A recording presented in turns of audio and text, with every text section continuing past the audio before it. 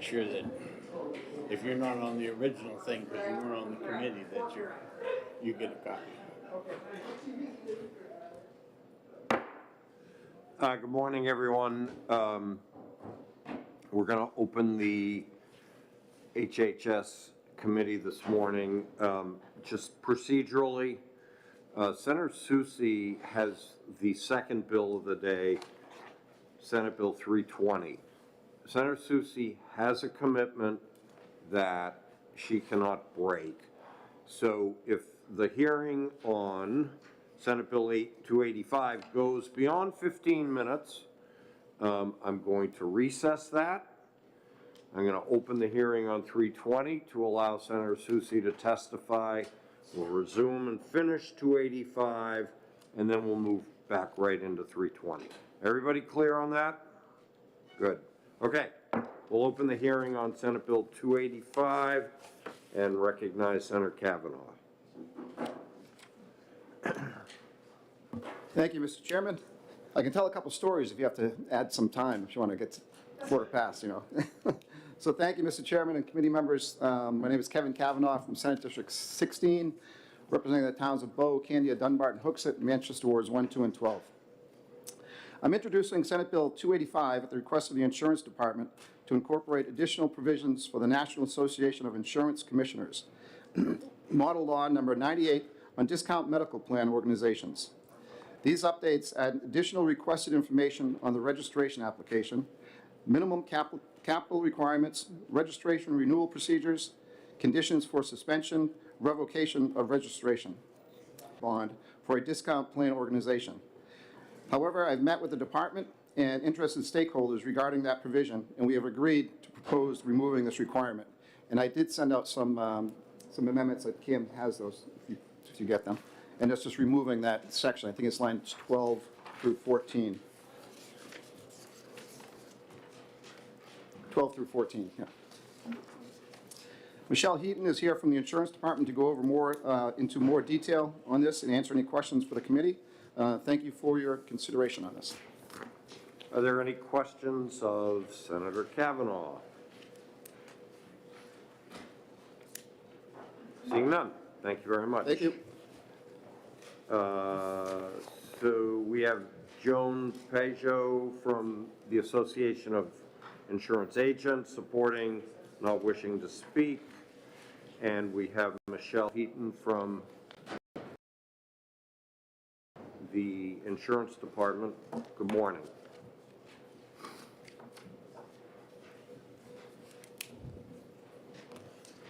Good morning. My name is Michelle Heaton, and I'm the Health Law and Policy Legal Counsel, and I'm here today to talk about the bill SB 285 relative to discount medical organizations. Chapter 415-I was originally passed in 2006 and is based on an NAIC model. Discount medical plans are not insurance, but instead provide access to discounts on medical or ancillary services provided under the discount medical plan from participating providers. The Insurance Department regulates discount medical plans to protect consumers from unfair or deceptive marketing practices or enrollment practices, and to help consumers better understand the role and function of discount medical plan organizations. This bill adds language to better align with the NAIC model, and in particular sets minimum solvency requirements and allows the commissioner to revoke the registration of a discount medical plan if it fails to meet those solvency requirements. We currently have 26 registered discount medical plans in New Hampshire, and they primarily offer discount medical plans for prescription drugs and dental. And I'm happy to take any questions. Any questions of Ms. Heaton? Yes, Senator Sherman. Thank you, Senator Bradley. So I don't know a ton about discount medical plans. Are they specific for procedures or for prescriptions, as you said? Do they have a targeted audience? Because the numbers in the bill seem awfully small, 35,000, and then having 150,000. That's not what I think of when I think of an insurance plan and having to really be completely protective of the customer. So it's not an insurance plan, so it's not going to offer reimbursement like it would a major medical plan or ancillary health plan. The way these plans work is that members will pay a membership fee, or maybe they just sign up, and then they can get a discount on certain services. So one of the more common ones is a discount for prescription drugs. So you would join this association, and then you would take that card when you go and fill your prescription, and sometimes that card will allow you to get a better reimbursement than you would with insurance. Go ahead. So, how many people would be in one of these typically? How many covered or participants or? I'm not sure, I don't have that information. So one last one. So are you or Tyler or somebody able to tell me if this 150,000 is actually enough to, on average, to cover all of these? It just, you know, if you have 1,000 people and you're taking care of their prescription benefits, or you're doing discounts for prescriptions, you can quickly overwhelm $35,000. Yeah, so the way the discount medical plans work is there is no guaranteed reimbursement. What they try to do is negotiate a better rate for you. So there is no guarantee, so it's relatively low risk, and our financial services feels like that those solvency requirements are adequate enough. This amendment is really putting the language in so that in the event that there is a discount medical plan that is insolvent, we would be able to revoke their license, and we can make sure that when they're registering, they meet the minimum solvency requirements. One more. Sorry. Is there a charge to, do people have to pay to join one of these? Sometimes they have a charge of like maybe $5 or $10 a month. Some of them do not charge anything. You can just sign up, like through an app or something like that. Okay. Sorta. It seems very, would you believe, it seems very informal, sketchy, and maybe not a very good return on your $5 to $10 if you're not guaranteed discounts. The insurance department actually regulates and does the oversight over these to make sure they're legit? Yes, not all states allow discount medical plans, but there is a model for states that do. And there's, I think, roughly 17 to 20 states that do allow them. And the purpose of the model is to really put regulations around the marketing and advertising of it, and make sure there are some guardrails in place so that people aren't misled to think that this is going to cover major medical expenses or it's some kind of substitute for actual insurance. Okay, thanks.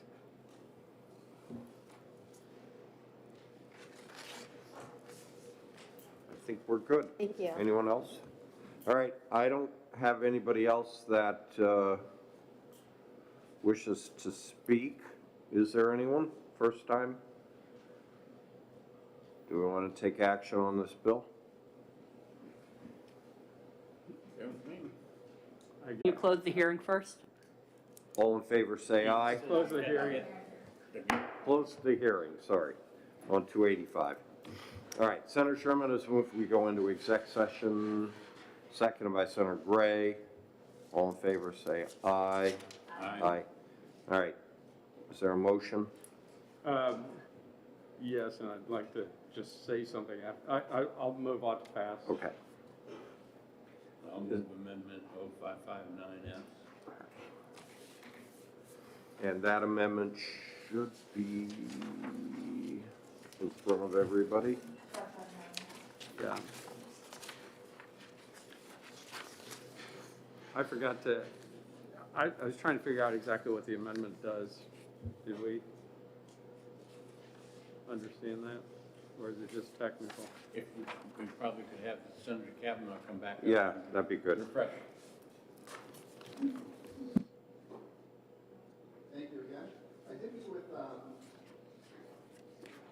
sorry, I did meet with the department and Consumer Health Alliance, and Consumer Health Alliance had a problem with the surety bond, and they asked if we'd be able to move on page 1, line 12 to 14. So that just removes all of that surety bond from the bill. Does that make it less? Does that make it less protective of the consumer? No, the health, the Consumer Health Alliance is a consumer advocate for consumers, and they're the ones who suggested it to make it more protective for the consumer. All right, thanks. Senator Sherman, you want to raise the bond amount? No. No, it's section 2. Are you talking about line 18? Line 13.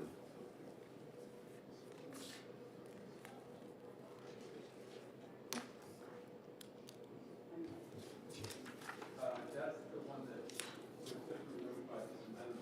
Right, 12, 13, and 14, the amendment would remove.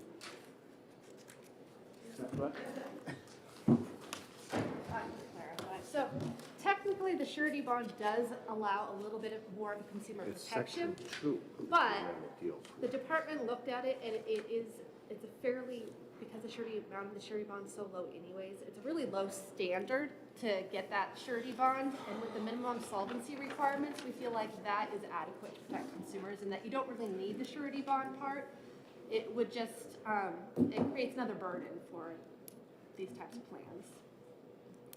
So, I'm sorry, I feel like we're back in the hearing. So are consumers adequately protected should they bring a concern to the department?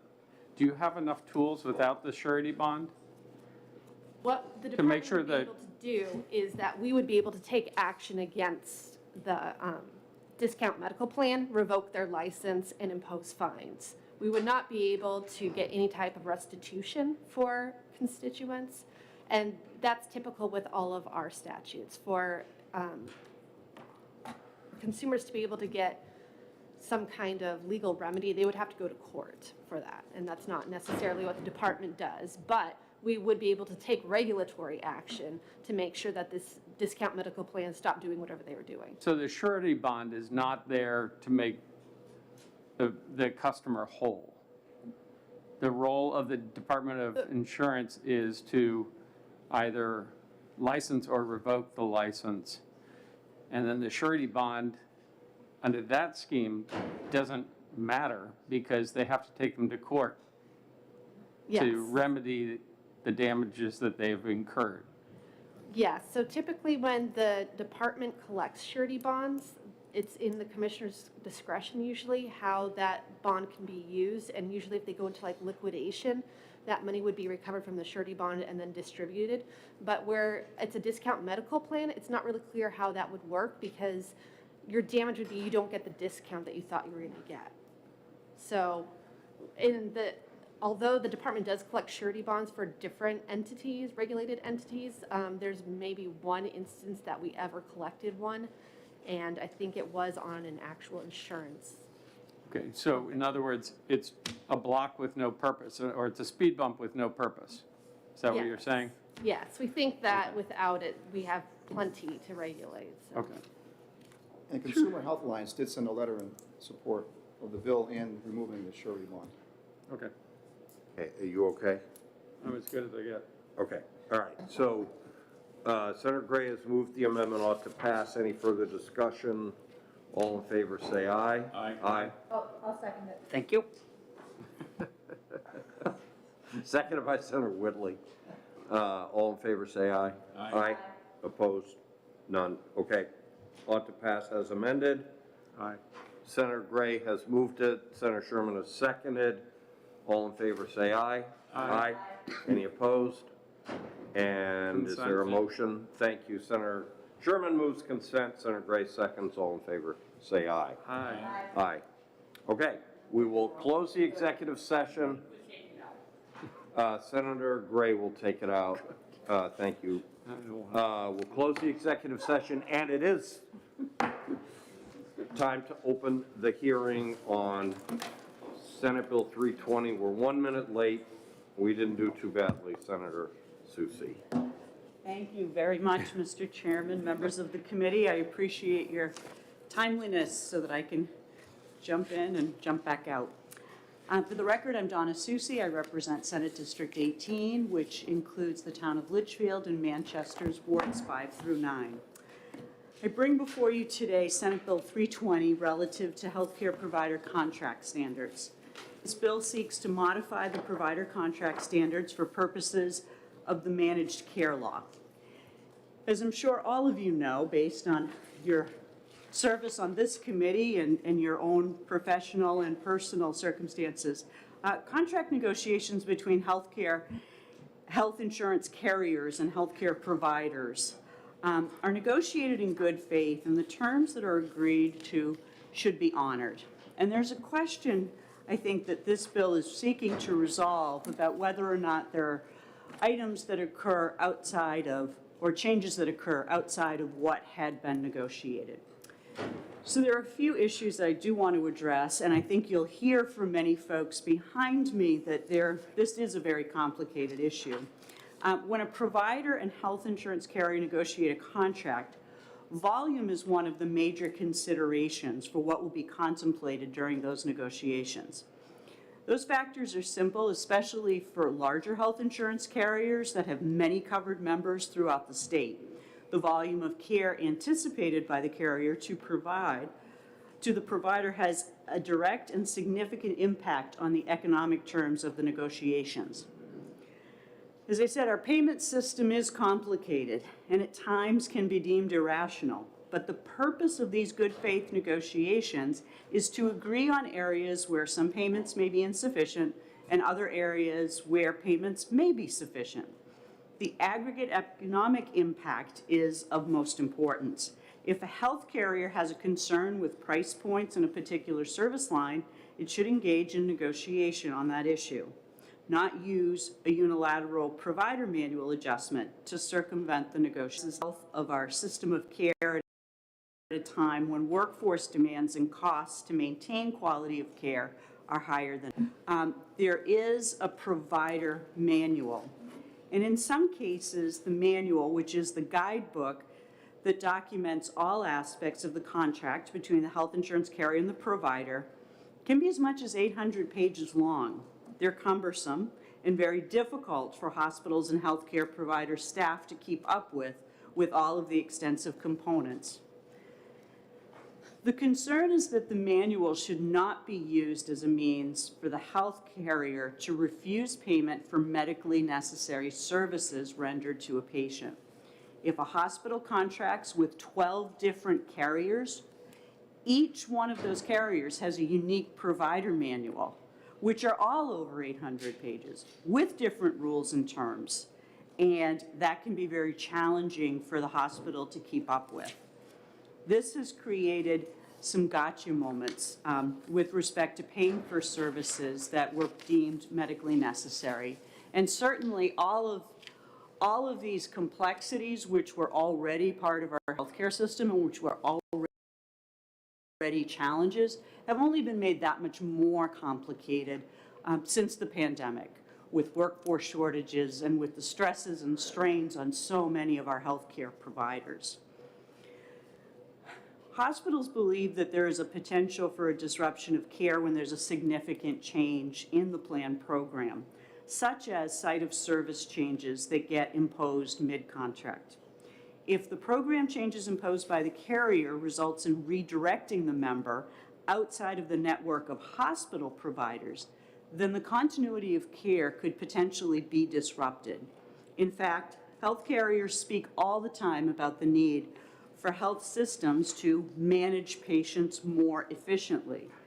How can they do that when the patients are directed away from their own community hospital? And if we continue to allow this to occur, there's really a concern about our community-based health care coming into jeopardy. It's complicated. The payment system is very complicated. There are certainly needs for provider manuals and for changes to be made in the process, but some of these changes are occurring and have occurred with such frequency that was the reason that I was asked to present this bill to you. I think you will hear a lot from the carriers about their needs. I think you'll hear a lot from the hospitals in particular about some of the areas where this has been particularly cumbersome, and in some cases very challenging to deal with. As I said, all of this with the backdrop of the pandemic, but ultimately this is really about the patient and the care afforded to patients and how that care is managed and how that care is paid for. So with that, I'd end my testimony. I can answer some questions. I'm certainly open to them, but I think you will get more in-depth answers from those that will follow me this morning, Mr. Chair. Thank you. Just a brief. Senator Avard. Thank you, and thank you for your testimony. And just a quick question. Does this legislation basically lower costs for the consumers? Is that what we're looking to do? I think what we're looking to do, Senator, I can't say for a specific area it will lower costs. What I can tell you is that it attempts to make what is already a very difficult, cumbersome system more manageable, and to the extent you can manage it better and to the extent there's greater continuity of care, I would argue you would at the very least get better outcomes for patients. Thank you. Senator Sherman. Thank you, Mr. Chair. Hi, Senator. You're an attorney, and so I just get confused about these relationships between providers and insurance carriers. You've got one bucket of agreements that sit in a contract, and then is there another bucket of mutually agreed to terms that sit in the provider manual, or is that just given to the provider by the carrier? Or is it better for me to ask? What I'm getting at is, I understand contracts a little bit, you guys are the experts, but I don't understand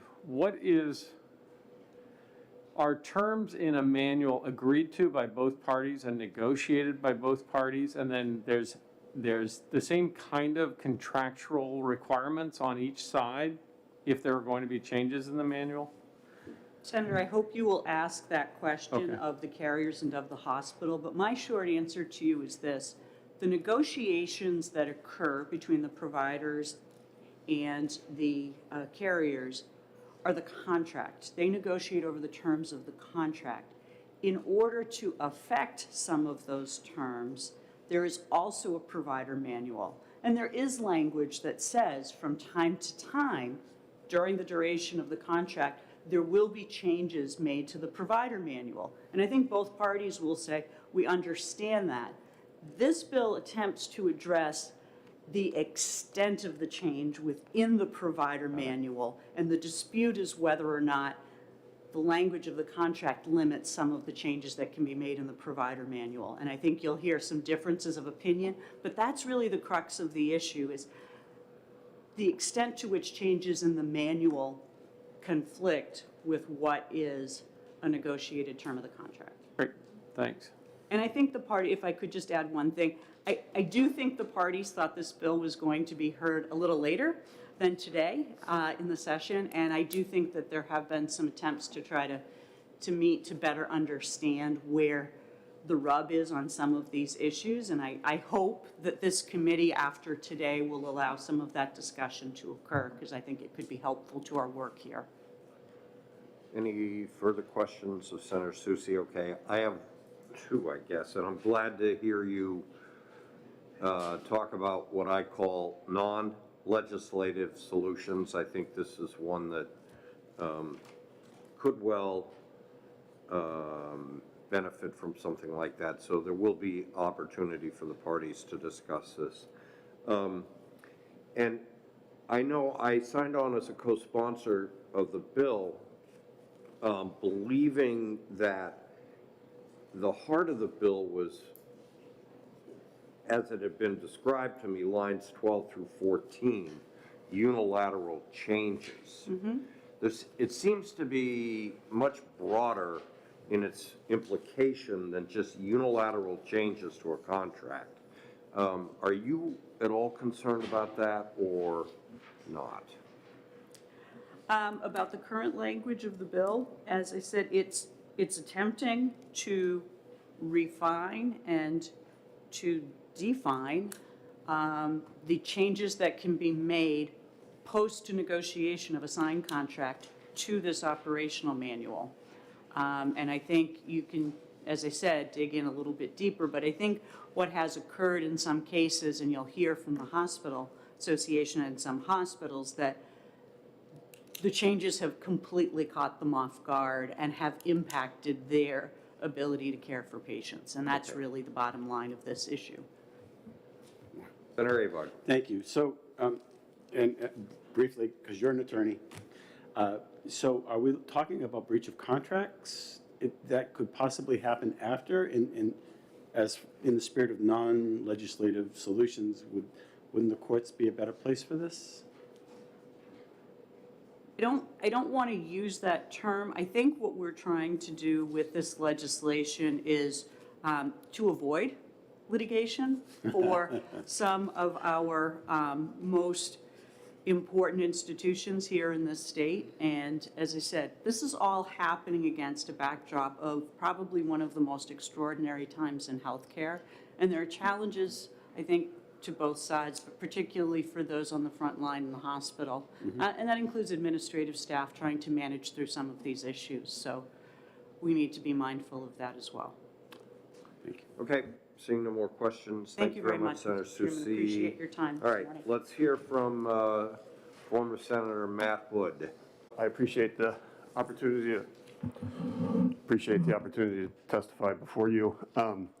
Chagrined in part that I can't follow Ms. Minahan, but that being said, I trust that she will lay out the scenario for the hospital systems writ large, and I will lay out the scenario for Dartmouth-Hitchcock specifically.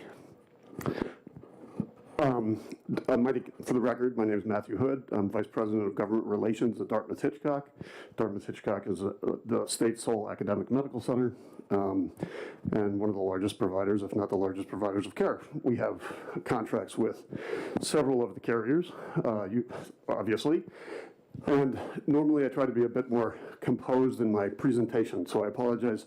It's going to be a little disparate because I received this last night from our contracting vice president to give some examples of situations where you negotiate a contract with a payer, and whether it's through a different bucket of provider manual changes or, protocols or processes after the contract has been executed and negotiated that change material terms in how you operate. And what are some examples of material terms?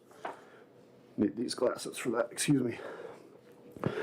One example is a designated specialty pharmacy networks or medical specialty pharmacy networks where providers can only be designated as participating if they agree to accept non-negotiable fee schedule rates that introduce a brand new fee schedule, which carves out drugs, medications already included in the pre-existing and valid fee schedule, but at much reduced rates.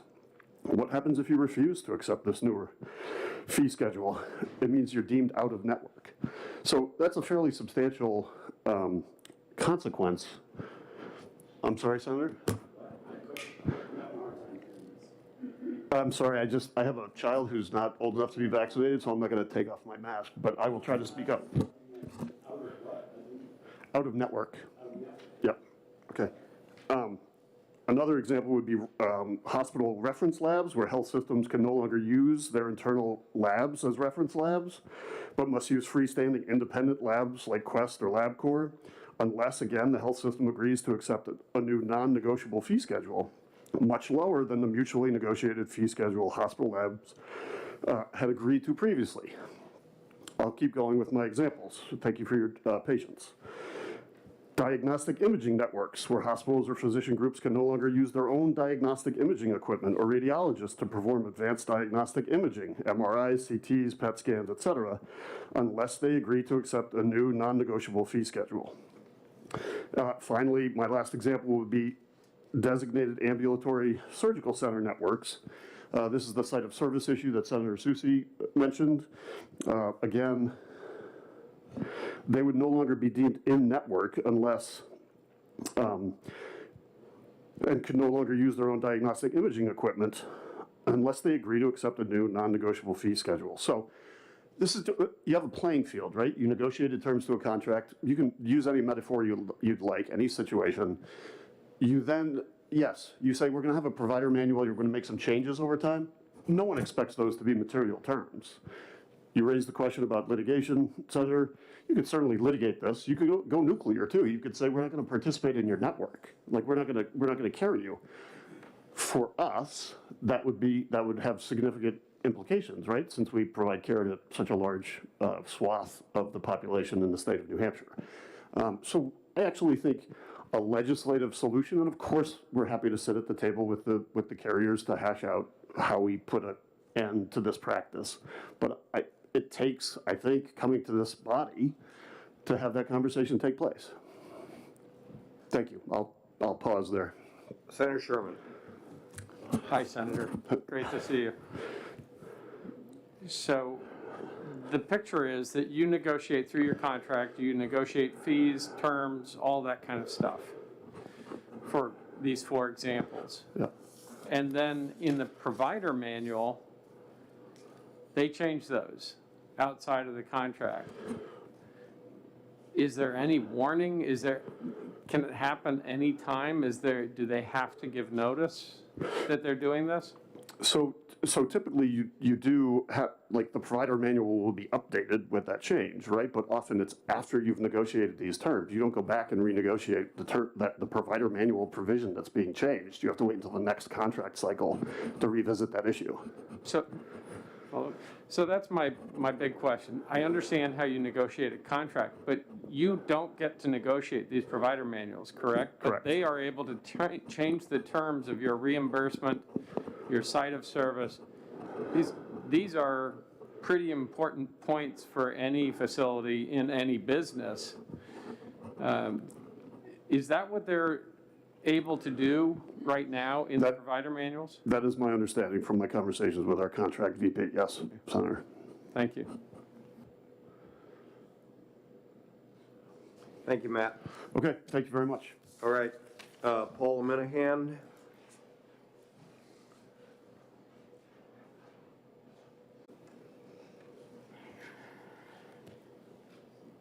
Good morning, members of the committee, Chairman Bradley. My name is Paula Minahan, Senior Vice President, State Government Relations with the New Hampshire Hospital Association, representing all our hospitals. The Hospital Association is in strong support of Senate Bill 320, and we do appreciate Senator Soucy sponsoring this bill, as well as all the co-sponsors with strong bipartisan support. This bill does modify the provider contract standards for purposes of the managed care law. While the system is complex, I would argue this bill before you is pretty straightforward. The intent of the bill is to ensure that no substantive contract changes can be made unilaterally by a health insurer outside the terms of the negotiated contract with hospitals or providers. Unfortunately, as has been stated, our hospital members have had this occur numerous times, and we're asking the legislature to ensure that negotiated contract terms are adhered to. The consequence of unilateral contract changes that are imposed by health insurers means that there are service disruptions for patients, loss of anticipated revenue that was negotiated in good faith, and uncertainty with future patient volumes needs due to steerage to other sites of service.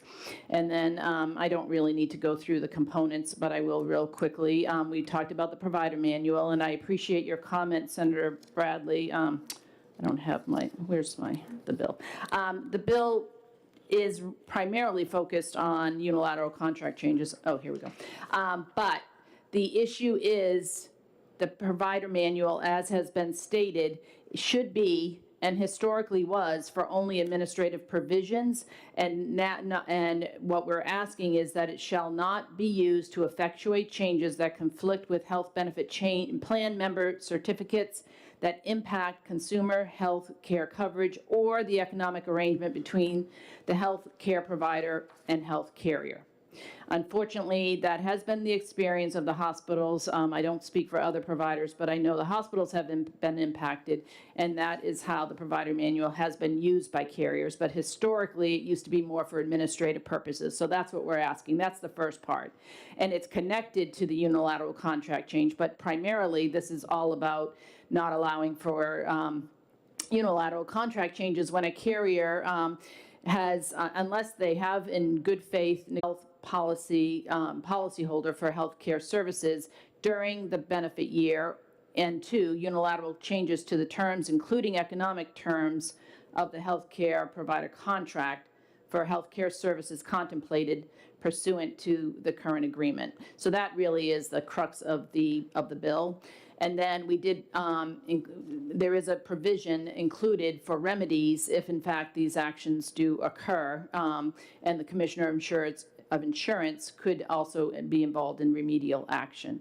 And as has been asked, why not seek remedy in courts? If there is a breach of contract, while that is an option, as Senator Soucy, who is a lawyer, and I certainly am not, has stated, that is not really ideal, and it is our position that contracts are negotiated in good faith.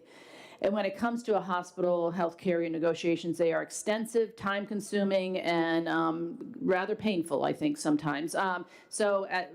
The point is, when you go through all these negotiations, if one party can make a substantive change unilaterally that negatively impacts the other party, including patients, beneficiaries, during the terms of the contract, what's the, I guess the question, I urge you to support this bill, and I'm happy to answer any questions.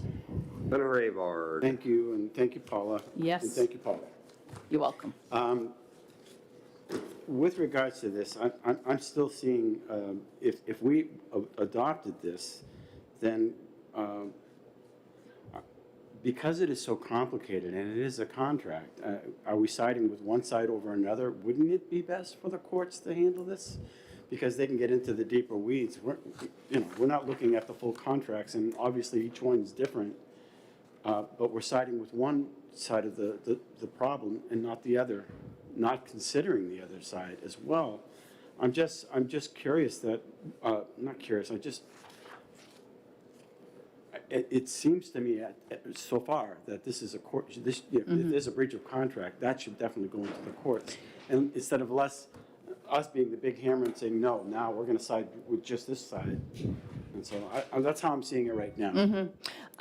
Two things. One, as has been experienced in the past, when it doesn't necessarily go to court, but historically when a provider organization needs to challenge a contract with a carrier, the patient unfortunately is caught in the middle. That's the real problem, and I think Senator Hood referenced that. It's really, in our state, we are, while a small state, we cover, our hospitals are all over the state, and to have one hospital not be part of a network when the members are all over the state, it would be really disruptive. We are concerned about that. I hear what you're saying, but it's also, my understanding, would be very expensive. So that's another challenge, especially for smaller providers and smaller critical access hospitals. And there was another point I was going to make. Well, I did want to say, it's not in my prepared comments, but certainly we have been, as someone has alluded to, we have been talking with the carriers, happy to continue to, and I think, we're willing to sit down and hash some of these issues out, hopefully get to a resolution but we do believe a legislative solution would be appropriate. Maybe it's not this particular exact wording, but we do believe that a legislative solution would be really helpful. Senator Sherman. Hi, Paula, thank you. I contract with the hospitals to do my job. So in my contract, I agree to a reimbursement for me as a physician. And I also have in my contract where I'm going to be practicing. Mm-hmm. There is no provider manual, except, we have standards of conduct and that kind of thing. But if if the hospital wants to change any of that, if they want to pay me more or less, or I don't like the terms, or I don't like where I'm working, I want to work somewhere else, or they want me to work somewhere else, we do a contract amendment or addendum. I think it's an amendment. Are the hospitals saying that you haven't agreed to site of service, you haven't agreed to reimbursement rates, and that's in the contract, and then the provider manual is being used to change the terms of that contract? The action of the carriers, and let me preface my comments, and thank you for your question. Let me preface my comments by stating I am not part of these negotiations. Changes made by the carrier with notice, to your point, there's usually, I believe, a 60-day notice that a change will be effectuated that does have the effect of that change, whatever it is, has a dramatic or material impact on the economic terms of that contract with that hospital. So that is what is challenging. The provider manual is used as a vehicle to make some of those changes. Our point is it should be administrative only, like prompt pay. When do you submit claims? When do you, what are the prior auth requirements? What is the formulary? That kind of stuff. But to then completely change what their change does is it results in a substantive economic change. What we would argue is, and sometimes they're not even, it's just, again, unilateral, and there's no opportunity to open up the contract. I suppose you could say, let's do that, but after 2 months or 3 months of a hard, negotiated contract, so it's not changing it's not opening up the contract, it's using the manual, and that's why we put that in the bill, using the manual to effectuate those significant changes. So what I'm trying to get at is, I don't understand how they can do that. If the contract is where you have negotiated these fees, and reimbursement, you've negotiated what pharmacy they're going to use, you've negotiated all of these things, why aren't they required to come back to the contract? Is there something in the contract that says they can do this through the manual, or?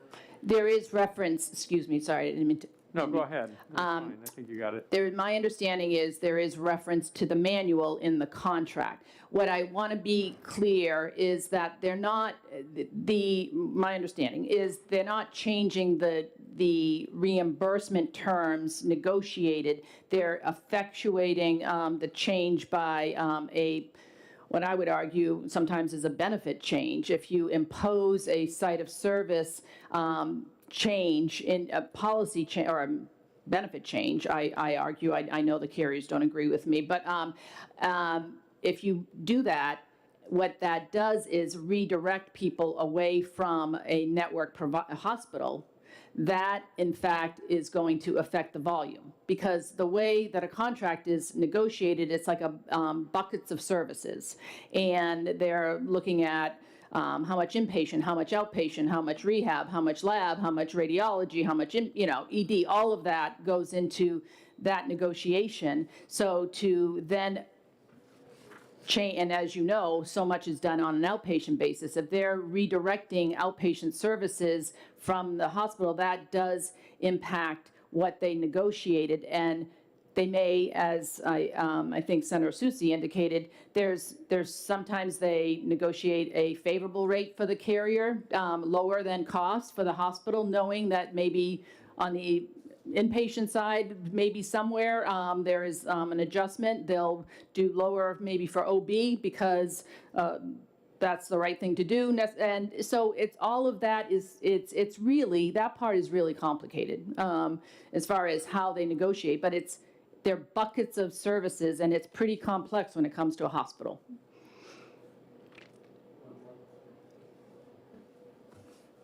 I guess what I'm trying to get a handle on is what gives them the power to do that. why would you agree to contract terms that allow them to go and use the manual in this way? Why can't this be handled in the contract rather than in legislation? Does that make sense? Hang on a sec, Senator Sherman. Senator Carson's probably going to be another 15 to 20 minutes. I'll text you. Yep. All I can say is that this is kind of the state of where we are today. And again, the manual is, in some cases, 800 pages. Senator Avard. Thank you. So I'm going to ask you the same question I asked Senator Susi.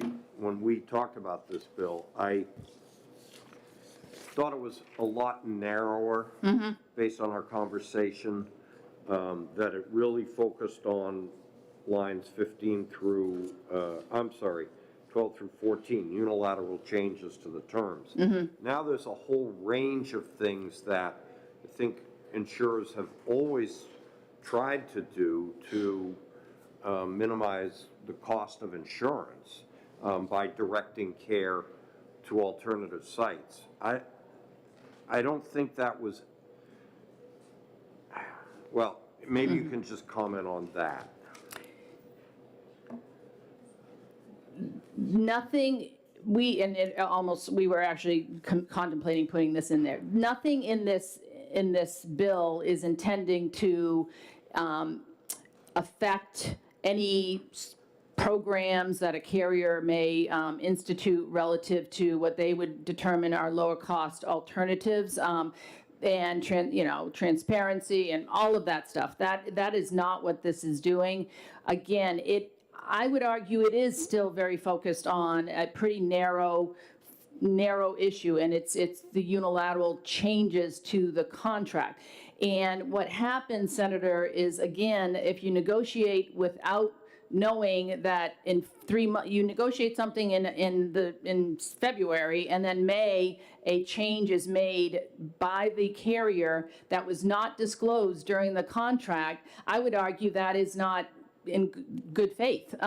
Just say it. So then in February that this is what we're planning to do, and then the provider can say, I would like to be part of that, or okay, then I know that is going to potentially impact the services that I'm providing to the member. So it's all about, I think, timing and trying to just have those honest, good faith negotiations so that, again, the terms are understood by both sides. So I appreciate your question, and it is, I think it is complex. Timing is an issue. Again, I think we can have further discussions with the carriers, which we're happy to do. Okay. Okay. Very good. Thank you very much, Paula. Thank you.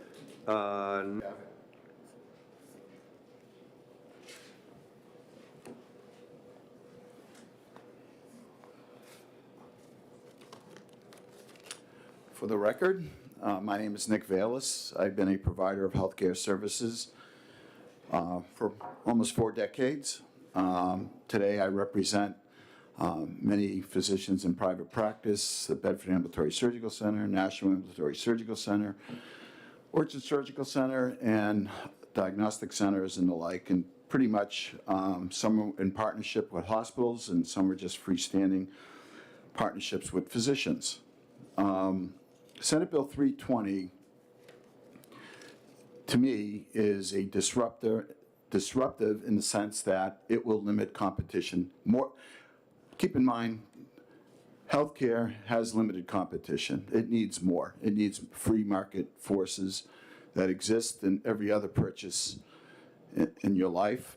And to me, after 4 decades of being a healthcare provider, healthcare is just about a racket, okay? And I'd hate to say it. And in New Hampshire, we pay some of the highest, if not the highest, premiums in America. Think about that. And again, we have pretty much a healthy population.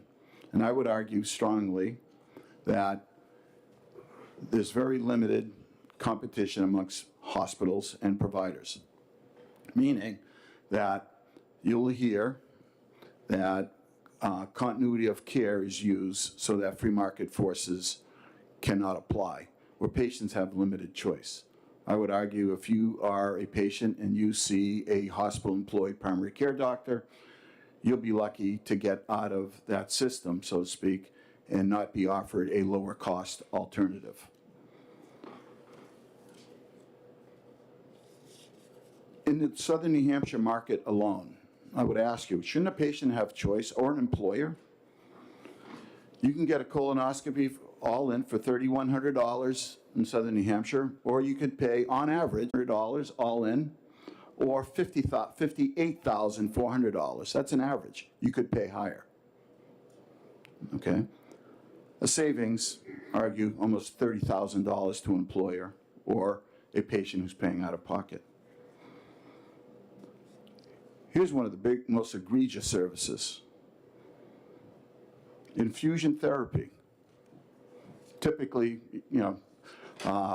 people with Crohn's disease and other autoimmune deficiency problems. You can pay as much as $25,000 to $26,000 every 6 to 8 weeks, or pay $3,500 every 6 to 8 weeks. Where would you want to go as a patient or an employer? Okay. This bill, Senate Bill 320, would disrupt that and only ensure that patients are steered to higher cost providers. That's what this bill does. If you look at lines, I believe 8, 9, and 10, disruption of site of care. This bill would prohibit creativity in steering patients away from higher cost providers. I once owned my own health insurance plan. I founded the healthcare cost transparency company called Compass, which the state of New Hampshire uses, okay, which helps patients navigate to lower cost providers. Patients should have choice. We should preserve that choice. Healthcare choices have oftentimes catastrophic implications on patients. Leading cause of bankruptcy is healthcare. Okay? Think about it. You're sick, you're injured, and then all of a sudden, you're bankrupt. And that's awful. I mean, that is awful. Care is complicated. But if you look at those lines, okay, disruption of coverage of site of care chosen by the policyholder for healthcare services during a health benefit plan year. We need to disrupt healthcare. We cannot accept what's going on. There's another bad effect on private practice here. The common thread in private practice today is that they are the lower cost providers. This hurts private practitioners who are trying to have their own little office pharmacy or their own ancillary services to make it more patient, convenient, as well as lower costs. All right. So there is a lot in this bill. I agree with the sentiment of some of you that why can't they just renegotiate? I really mean that. Why do we have to legislate to really renegotiate? That would make sense to me. I'm a provider. I negotiate all the time. Okay? And if I really had a problem, I'd go to the Department of Insurance and say, hey, look, this is what's going on. We're not being paid in an appropriate amount of time, or, they're not, this is a ridiculous fee, and, we'd like to renegotiate. So I believe that's where it should go, but I do believe we should be looking for greater solutions in reducing the cost of care, okay? And just be aware that this idea of continuity of care, technology allows for that to happen, okay? You can transfer records electronically very easily from provider to provider, okay, so that patients can navigate through the healthcare system. Being caught in one system is not in your best interest if that system happens to be 5 times more expensive than the other system just down the street. Labs are simple lab services. Have you heard the word Quest today, the company? I mean, you can pay $70, $80 for a lab or pay $400 or $500. at the local hospital. Okay, where would you want to go? If you're in a average deductible, $5,000, where would you want to go? Pay $70, $80 or pay $500? That's coming out of your pocket.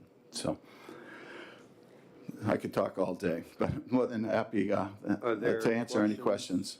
Are there questions of Mr. Vallis? Thank you. Good to see you. Thank you. Peter Bragdon, Senator Bragdon.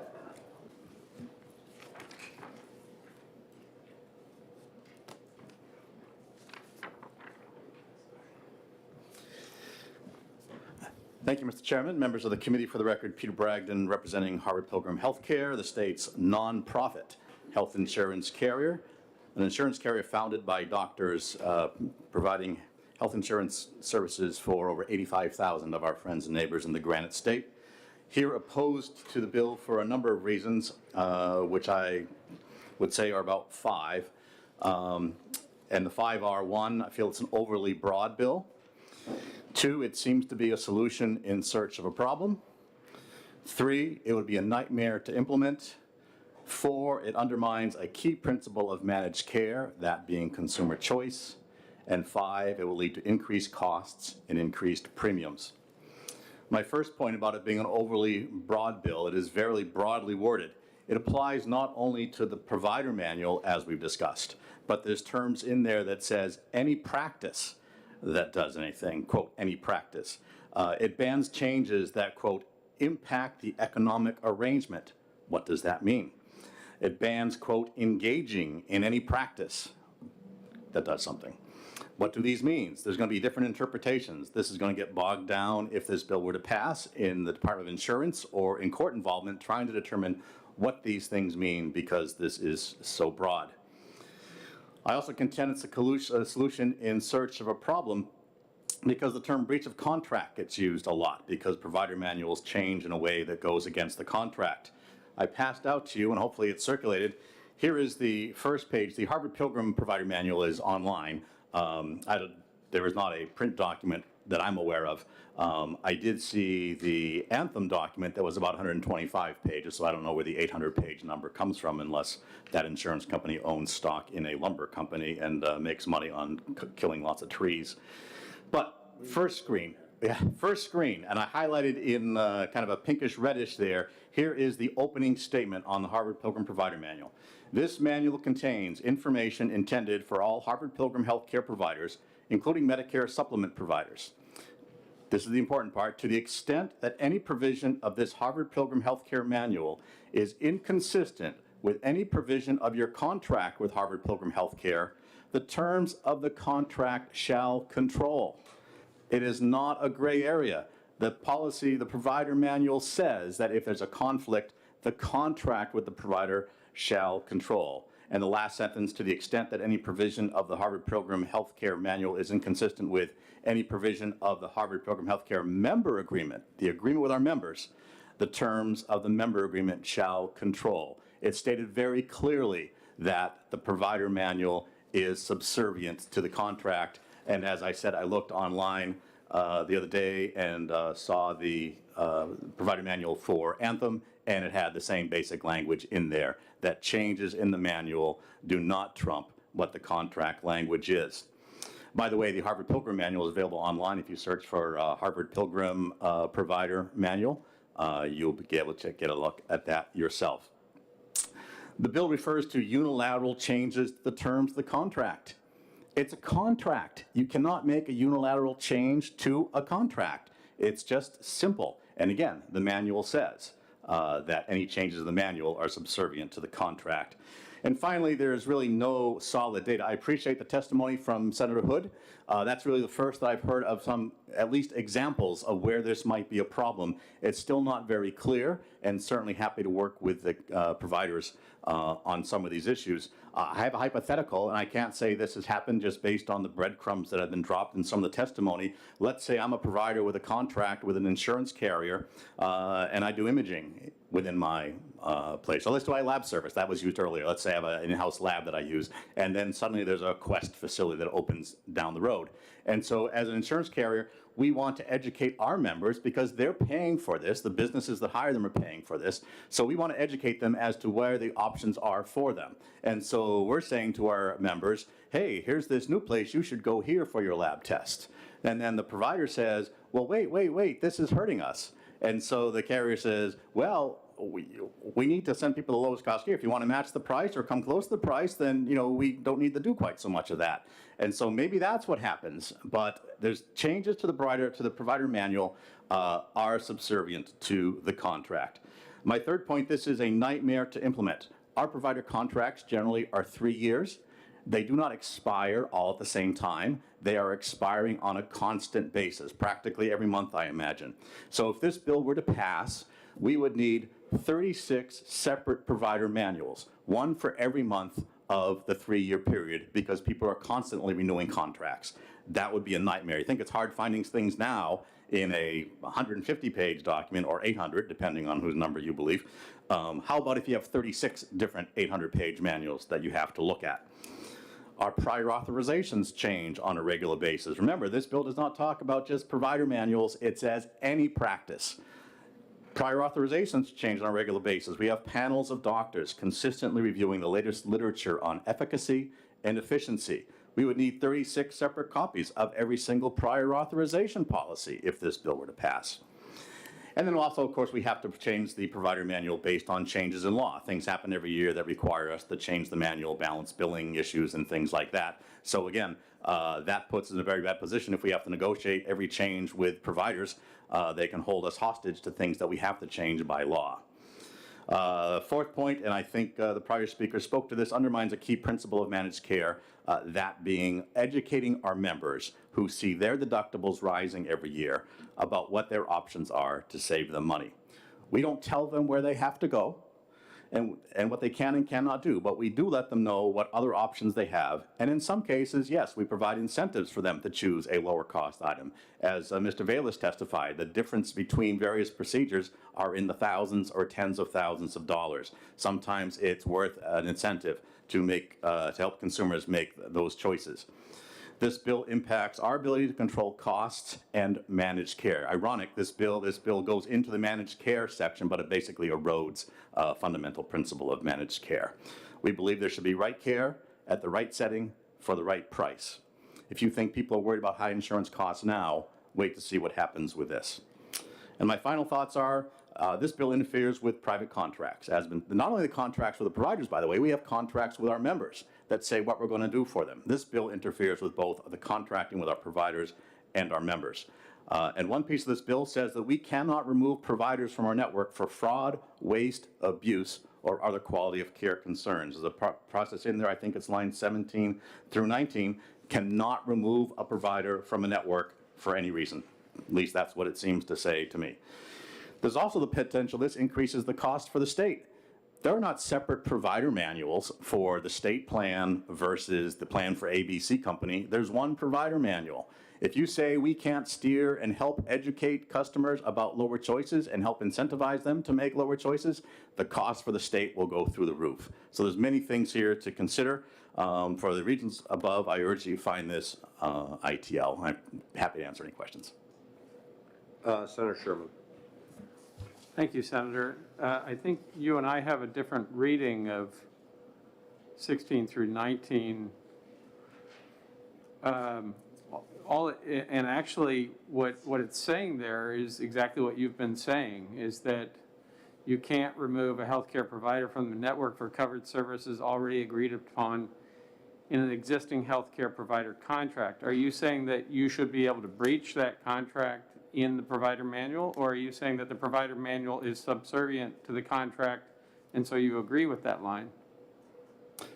First of all, this thing has, again, the bill is very broad. It's not just the provider manual. It refers. I'm just referring to these specific lines because right. you cited them yourself. Yeah, I did. And so when you said the provider manual, I was just saying any action. So right now, we can remove a carrier from a network if there are issues of fraud and abuse and quality of care concerns. And this on line 16, I guess, such carrier is prohibited from removing a healthcare provider from its network during the term. So I'm saying that the wording here changes that. I may be wrong, but that's what it seems to say to me. And again, I believe the bill is overly broad in its language, and this is one of the problems there. Other questions? Thank you very Thanks, much, Senators. Senator. Sabrina Dunlap, please.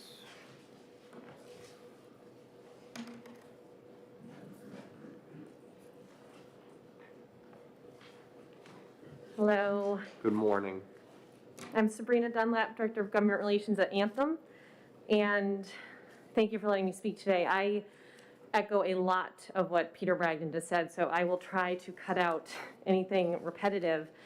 So Anthem strongly opposes SB 320, and I would echo this contracting issue. There is no unilateral changes to the underlying terms of our contracts. That would be breach of contract, for which there are already remedies. I think it's already been explained how the provider manual is used to make updates to policies. We reserve that right very clearly, and we have to give 60 days notice whenever there's a change. I'd also add that my internal team said we make changes maybe a couple times a year on average and rarely hear any feedback or blowback with the changes that we've made. One of the examples that's come up repeatedly in my conversations, and I think was alluded to today, is around site of care. And one example we've been given is around PT. And there's this notion that somehow we're changing member benefits through the provider manual, and that is simply not the case. We cannot change member benefits through the provider manual. And if a patient is directed to a lower cost, appropriate site of care, had they already been receiving services, for example, PT in a hospital, they would continue to receive those services in the hospital. There would be no disruption of care. So I wanted to clarify that. And as Peter mentioned, our provider manual is online. It's about 120 pages, I think. I don't know where the 800-page number came from either. You can look it up. And one thing I want to pause on is utilization management. That is part of our provider manual. And the goal of UM is to have members receive the appropriate quantity and quality of healthcare services delivered at the appropriate time in a setting consistent with their medical needs. A key component of UM is medical necessity. This term is defined in state law. So I'm paraphrasing here, but in the managed care law, it says the purpose of medical necessity is to make sure that healthcare services are offered to enrollees for the purpose of treating an illness or injury in a manner consistent with accepted medical practice and clinically appropriate in terms of frequency, duration, and site. So the idea of the appropriate site of care for a patient is actually laid out in the insurance statute with respect to medical necessity. So ensuring that services are medically necessary, which includes the site of care being appropriate, is fundamental to utilization management and managed care, and has been for decades. We are not aware of any other state that would restrict provider manuals or utilization management in the way this bill would. And as Peter mentioned, it's imperative that we be able to make these changes with appropriate notice, because a lot of our contracts are 3 or 4 year terms. It would be absurd to have to wait and open up negotiations for every small change to the provider manual. Again, language is too broad. I agree with Peter that this would have unintended consequences. There's lots of terms that are not defined in the bill.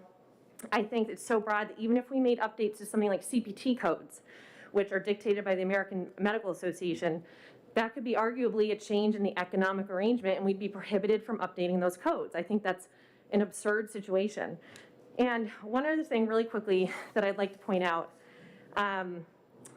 with respect to competition, there is a recent CBO report, Congressional Budget Office. I recommend you look at it. It just came out in January. I actually just looked at it last night. It looks at the average annual growth rates on spending, utilization, and prices for hospital and physician services over a 5-year period, 2013 to 2018. It's an incredibly interesting report. I just wanted to point out a couple of things. It looks at why commercial insurers are paying such high prices to hospitals for services much higher than Medicare and growing at a much faster rate than Medicare. The prices that commercial carriers have to pay hospitals are in fact much higher than the hospital's actual costs. These high prices lead to increases in insurers spending on claims, That can lead to higher premiums and greater cost sharing. When the CBO looked at the reasons for the high prices that hospitals can demand from private insurance, there were several reasons. One is the market power of hospitals and their dominance in certain geographic areas. There's evidence that the percentage of physician practices now owned or affiliated by hospitals has continued to increase. This consolidation leads to increased market power for hospitals. There's well-documented correlation between concentration in the provider market and high prices.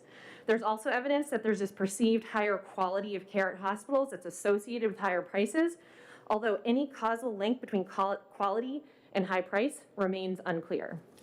I point this out because I think it's important to keep in mind the bigger picture public policy implications of a bill like this.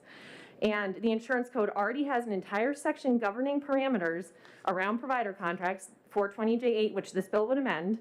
And I think this bill would further exacerbate the pricing imbalance by basically locking care in at hospitals at a much higher price and taking away carriers' ability to ensure care is in fact delivered at a clinically appropriate site, which sometimes is outside the hospital setting. So I will wrap up and say we have had conversations with the Hospital Association. I have yet to receive clear examples besides this PT-OT example. It would be helpful to have clear pain points for the hospitals, see if there's ways we can improve communication. I do think there's a path forward on this. I do not think this bill is the answer. And I would also just point out one other thing. Matthew Hood mentioned specialty drugs. I would love the opportunity to speak to you offline about specialty drugs. I have a child with a chronic illness. We live in the world of specialty drugs. It is not my insurance carrier that's the problem. It is the hospital setting egregious prices on specialty drugs. So I would love to talk to you about that more offline. I just wanted to point that out. And in closing, we're happy to continue the conversation. I think this bill would be bad public policy, and we strongly urge you to vote an expedient to legislate on this. Thank you.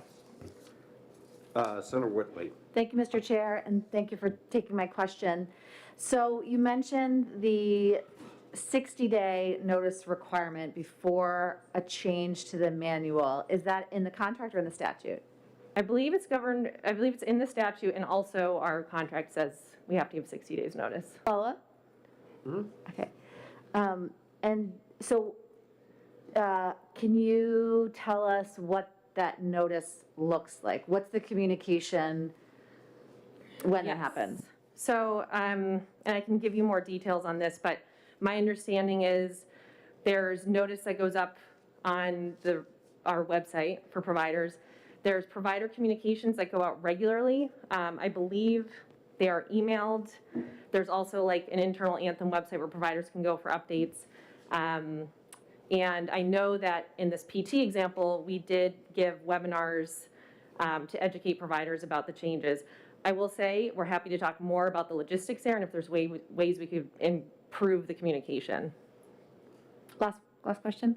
That's an area, in my opinion, that's an area of fertile ground. So, you know, if folks can, I mean, because transparency and communication will possibly resolve some of those pain points that you know, these are very, very valid concerns. So would Anthem be willing to sort of look at this notice requirement and perhaps even beef it up? Yes, and that is something we have mentioned to the Hospital Association. Senator Sherman. Thank you. Hi, Sabrina. Hi.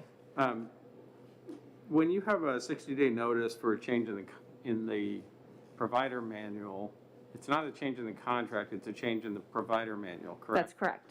So when you have, follow-up? Mm-hmm. So when you have a 60-day notice of this, is that negotiable? You give a notice, like a rate change or a reimbursement change? I'm trying to figure out exactly what's targeted in here. Can the provider challenge that? Is there an appeal process? Is there any way, like in a contract, of course, you have a back and forth. Is there any back and forth, or is this unilateral? So I would just point out that the reimbursement issues and the fee schedules are separate and apart from the provider manual. We cannot make changes to those economic terms in the provider manual. But my understanding is when we give the 60 days notice, I'm not sure how it logistically plays out if there is an exchange. I can ask our contracting team if there is. I think typically the changes are updates to, you know, things like CPT codes or something that's more practical. And so I don't know why there would be a back and forth. So, Good. One follow-up. First of all, I'd love to get that information. okay. You know, what happens when you give notice? Is there an ability to appeal or discuss or whatever? And then what gives the carrier the ability to do this in the provider manual? Is that in the contract? So Yes. the carrier can do, the contract says you can do whatever you want in the manual with 60-day notice? I don't think it's worded like that, but I think. Well, I hope not. So it's because there's the underlying contract, which we negotiate, and as Paula Minihan mentioned, they're long, drawn-out negotiations, but, and I've seen this in other professional settings where I've worked as well, but there's sort of ancillary policy documents, and we need to be able to be nimble to make updates. You know, if there's changes in what's medical best practice or clinical guidelines, those sorts of things need to be updated. And so the hospitals are well aware of this when we negotiate, that it's very clearly spelled out that we reserve the right to make these changes periodically with the appropriate notice. Okay. And I mean, I've never heard that being an issue in negotiations. One last follow-up. Would it be possible to get a template, not a real one, but a template wording from the contract that shows us, maybe from you and from Harvard Pilgrim, Senator Bragdon might be able to get one that just tells us what that language is that allows you to do this that's in the contract? I think we could do that. That'd be great. Thanks. Further questions? Thank you very much, Sabrina. Thank you. Okay, Heidi Kroll, representing AHIP.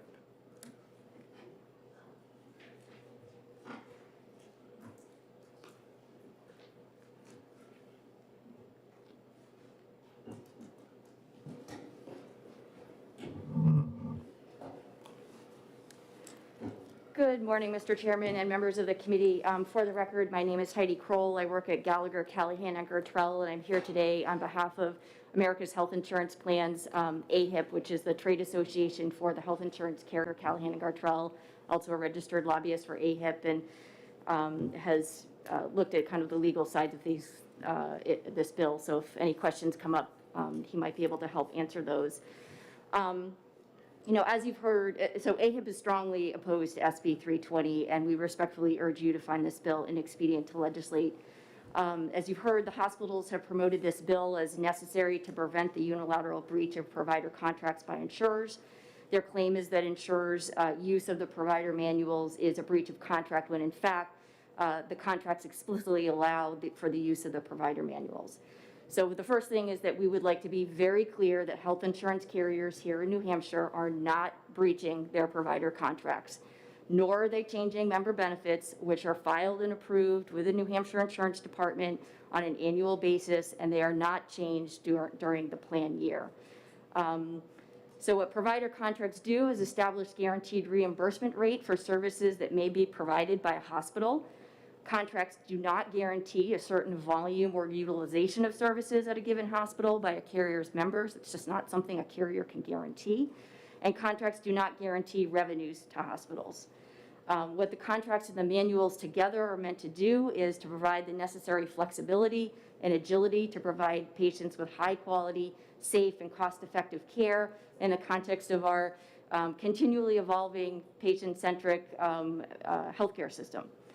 So if SB 320 were really about insurers breaching provider contracts, legislative intervention would actually not be necessary. As you've heard, from our perspective, there are satisfactory legal remedies through the courts. The broad, vague language in this bill is really not necessary to prohibit contractual breach. What the terms are really intended to do from our perspective, or would have the impact of doing, is impeding consumer choice and competition and increasing prices by prohibiting carriers' use of utilization management tools, efforts to increase patient access to lower cost sites of care, and efforts to provide patients with the right care in the right setting. And so from our concern is that this bill would really have the effect of hospitals locking out competition and consumer choice and locking in higher revenues at the expense of, frankly, our New Hampshire citizens and businesses and taxpayers. As you've heard, no other state in the country has this type of law, and we do not believe that New Hampshire should have it either. SB 320 seeks to prohibit the carriers from engaging in any practice that would direct patients to lower cost sites of care, or that would change the quote economic terms for healthcare services that are quote contemplated pursuant to a contract. And again, the phrase economic terms is not referring to reimbursement rates established in the contract, it's referring to hospital revenues. And so the effect of this bill would be to freeze patient care and time and place in the hospital setting, which, as you've heard from other folks who have testified, would deny patients, and frankly, the state in general, the benefits of clinical innovation, competition, consumer choice, and affordable quality care.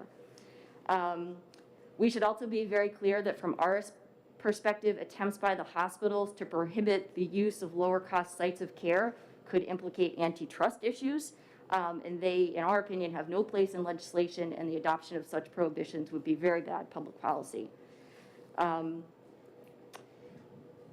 What the hospitals, are really trying to do, or the effect would be, is to lock in patients within the hospital site of care and guarantee themselves the higher revenue, and patients would end up facing higher out-of-pocket costs and higher insurance premiums. And you've heard examples where it's advantageous to direct consumers to lower cost sites of care: knee and hip surgeries, infusions, physical and occupational therapy, rehabilitation, specialty drugs, and imaging, just to name a few. And it's important to recognize that even the American Hospital Association points to consumers embracing lower cost sites of care as the top reason for potentially lower healthcare spending in 2022. And yet SB 320 really attempts to prevent that consumer choice and competition and innovation, and undoubtedly would lead to higher healthcare spending. The final thing that I just wanted to talk about is exactly how this would lead to higher cost for consumers. You did hear earlier, and we wanted to reiterate that and carriers would be prohibited from directing patients to lower cost sites of care when it would be clinically appropriate and consistent with medical necessity criteria. And you heard Sabrina Dunlap refer to RSA 420J3, which defines medical necessity. You've heard other examples of the differential in costs, and I just wanted to point out two, because specialty drugs has come up in the conversation. There was a Moran Company study found that on average, this is nationally, hospitals are marking up their drugs 479% compared to their acquisition cost. And another study found that hospitals are marking up their oncology drugs at an average of 3.8 times their 340B acquisition cost, and nearly 400% markup. So, we really need to be careful about that. And when you multiply the significantly higher cost in a higher cost setting versus a lower cost setting, and you multiply that times the number of citizens in New Hampshire that would be impacted, you can see that it really adds up quickly to real dollars. The second piece of SB 320, which I just wanted to mention, and then I'll wrap it up, is really that carriers could be forced to pay twice for the same service.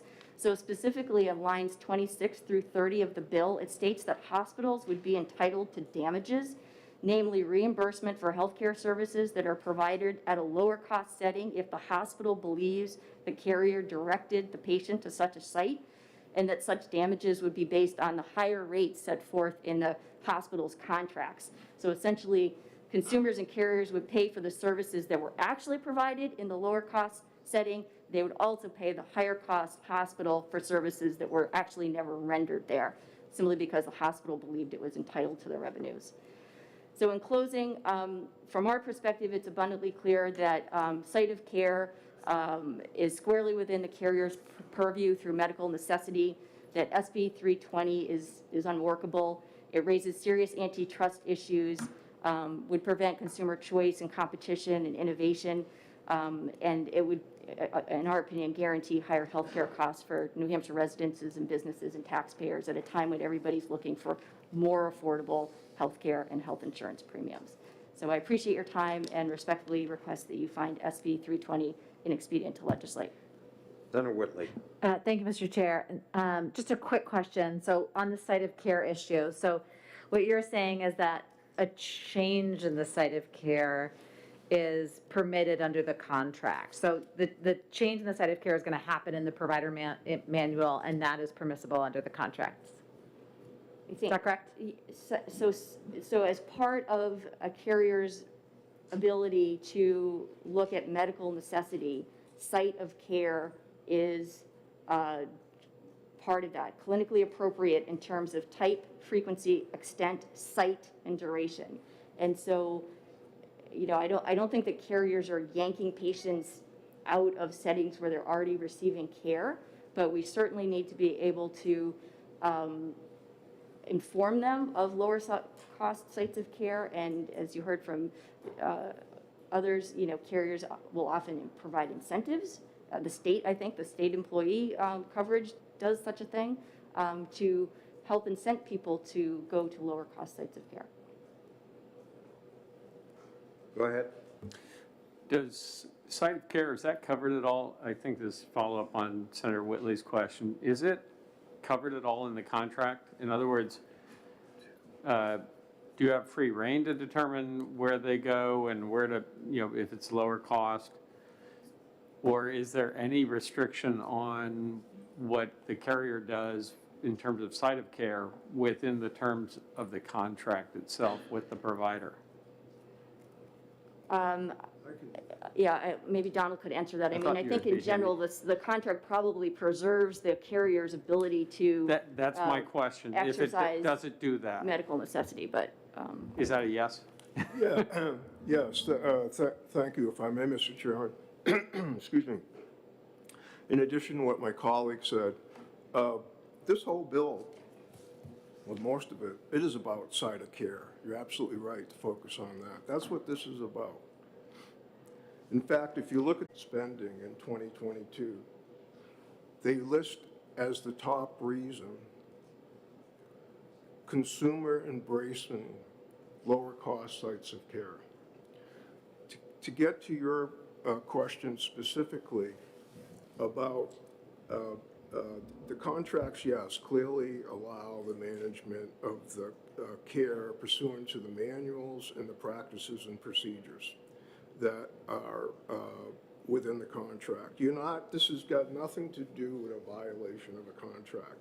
If it did, two things would happen. One, big behemoths in the delivery system would be bringing litigation over breach contracts. Or, here's the microphone. Excuse me? Please get closer. Closer to the mic. Oh, sorry. Sorry. The said second the word thing. behemoth, and that caught my attention, so use the microphone. So everybody can hear you. That's good. I couldn't hear a word all morning.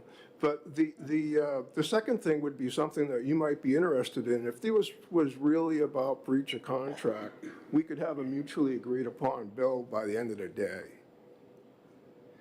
To get to your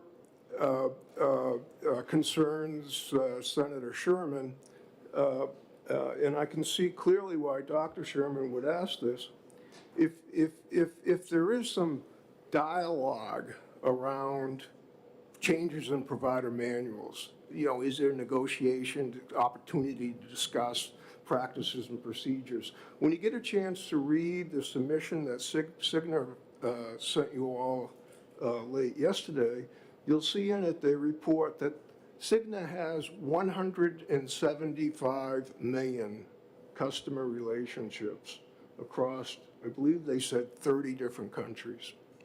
Now, I don't know if it's 175 million subscribers or dependents or what it is, but I'm willing to bet it probably takes millions of providers across their enterprise footprint to provide health care to all the people they have those relationships with. And I would ask you to consider the practicality and expense associated with a health insurer negotiating or dialoguing around changes in practice provider manuals and practices and procedures with millions of providers. I mean, it's not advisable from a delivery perspective, and two, it would just be literally impossible to do.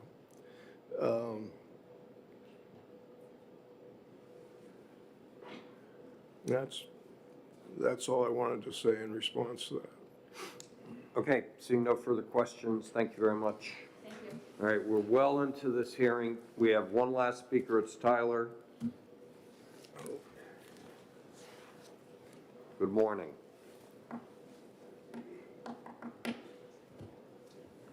The New Hampshire Insurance Department.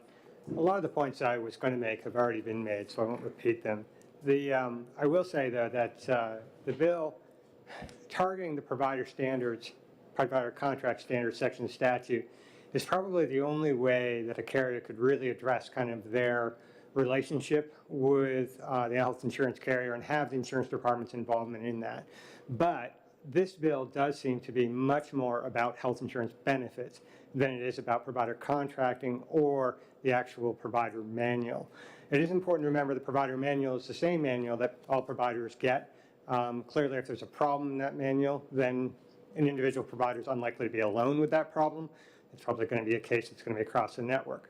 Most of what's in the provider contract standards section of the statute are things that, for public policy reasons, you want in that contract between the insurance company and the healthcare provider.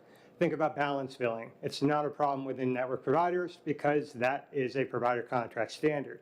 It is actually required that the insurance company put in their contract with the provider that the provider cannot balance bill the member. So, end of story.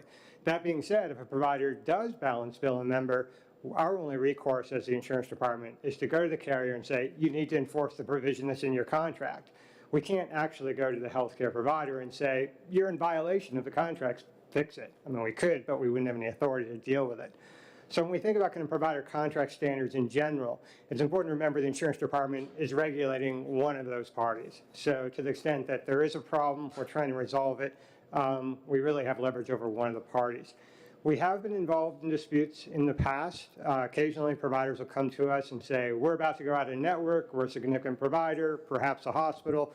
We have a public policy concern in doing that. We've acted as kind of a convener, dealing with discussion, trying to point out things, ask questions. Occasionally there are representations about reimbursement rates. We have data. But this bill is about something very different. And to the extent you look at a lot of the managed care practices that insurance companies do operate within, and result in lower costs, both for the individual and the employer. A lot of those things could be potentially inhibited or right out prohibited with legislation like this. It's not always clear, though. So I think to the extent there is an interest in this body of prohibiting certain actions by the carriers, things that you may have heard about today, be very specific about what you want to prohibit. The insurance department doesn't want to be drawn into every negotiation with every healthcare provider. That could be very resource intensive, particularly if the provisions aren't clear. Generally, contract disputes can resolve themselves on their own. We don't even routinely review provider contracts. There are provider contract standards, but unless somebody complains, we wouldn't ask for the contract. We wouldn't initiate a market conduct examination.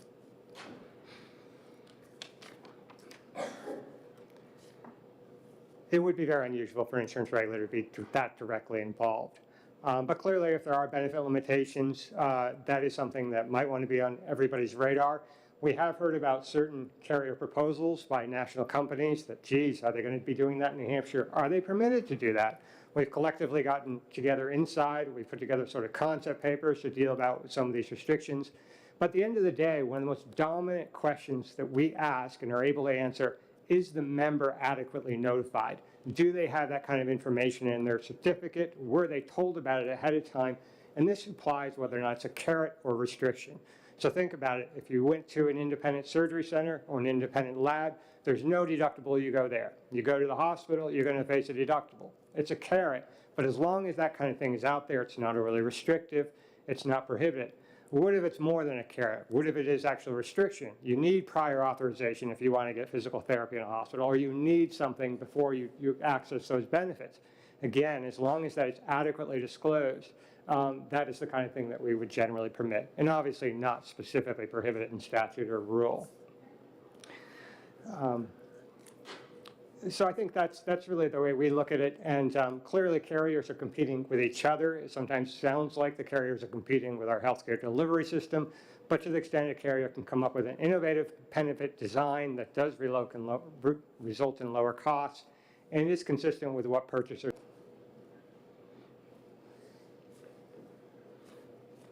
Okay, Thank you, Tyler. So, listen, this is what I'm going to suggest. I mean, obviously, we've heard a lot of compelling discussion today on both sides of it.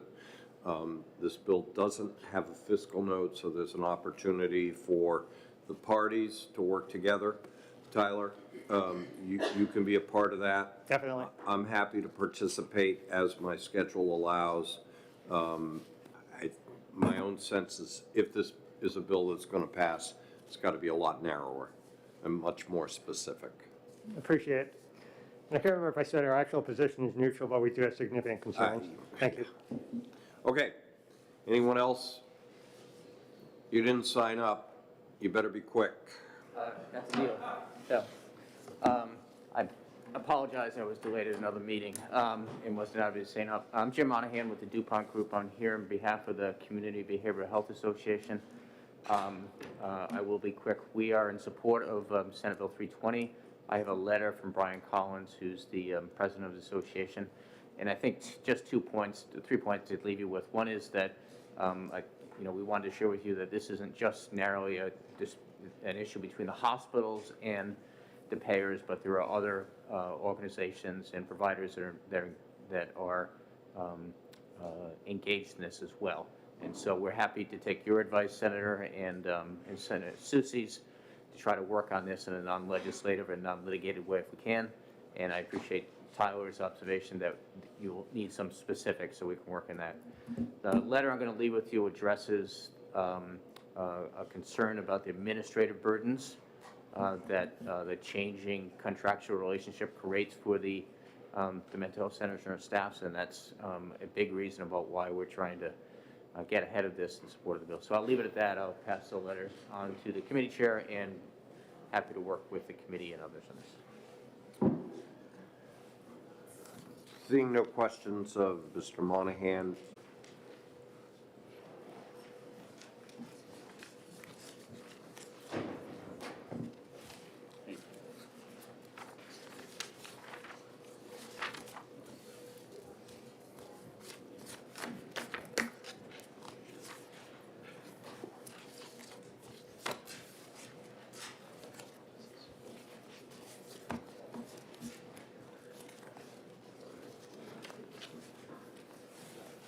Senator Carson, how are you this morning? Good morning, Mr. Chairman. All right, we'll open the hearing on, you ready, Cam? Senate Bill 457, and recognize Senator Carson. Good morning. Thank you, Mr. Chairman, and good morning, members of the Senate House Health and Human Services Committee. For the record, my name is Sharon Carson, and I have the pleasure of representing Senate District 14, comprising the towns of Londonderry, Hudson, and Auburn. And I have for your consideration this morning Senate Bill 457, which seeks to establish a committee to study the feasibility of extending limited liability to nonprofits contracting with the Department of Health and Human Services for Children's Services. Mr. Chairman, I had been approached by a number of nonprofits earlier this year, as well as in the past few years, about difficulties that some of these nonprofits were having getting insurance coverage. And it is really impacting their ability to do the work that we contract them to do. And so rather than filing a piece of legislation mandating some sort of a solution, I thought the better way would be to get everybody to the table, all the interested parties, and come up with a solution. So that's what this bill seeks to do. In fact, I just received an email on Tuesday that Spalding Academy lost their insurance writer because of this. So I do think it is something that is very important to us.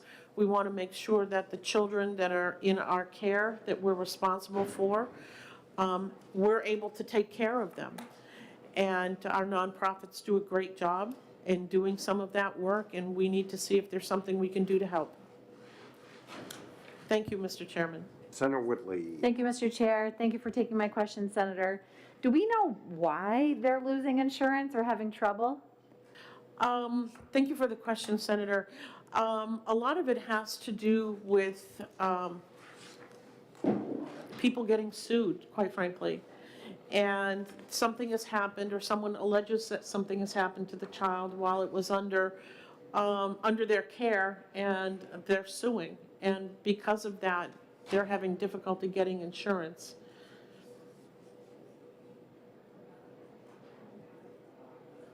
Follow-up, sorry. Yep, go ahead. So we know that through Families First federal legislation, there's sort of there is shifts in how we are, spending money on residential treatment. So that's something that sort of just came to my head, and wanting to make sure we have, someone on the committee or a duty in there sort of thinking through those changes in federal law. I think that that's probably a good idea, but this is a study committee, so it will be of legislators, and they're able to bring all the stakeholders together. Anyone else? Thank you, Senator Carson. Thank you very much, Mr. Thanks Chair. for letting us use your room this morning. This is everybody's room. I just tend to spend more time in here than everybody else. First, the most important things. How's Willie?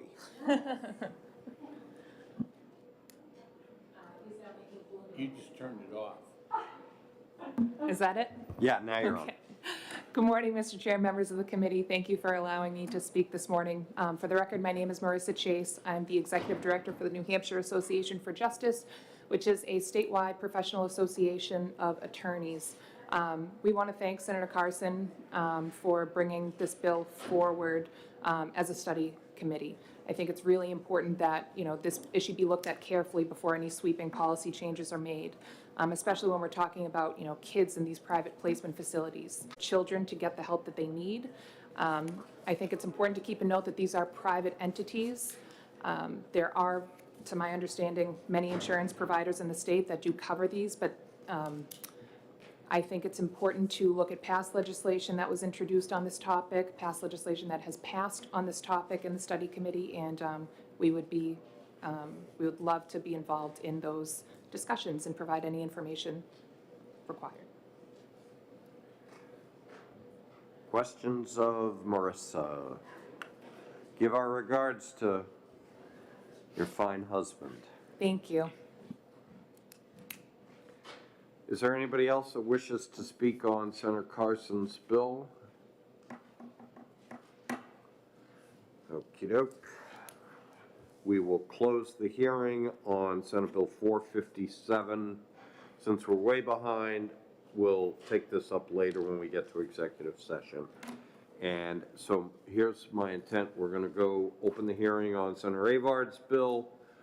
I don't know how big the sign-up is, but then we'll take maybe a 3 or 4 minute break, and then we'll get to Senator French's bill.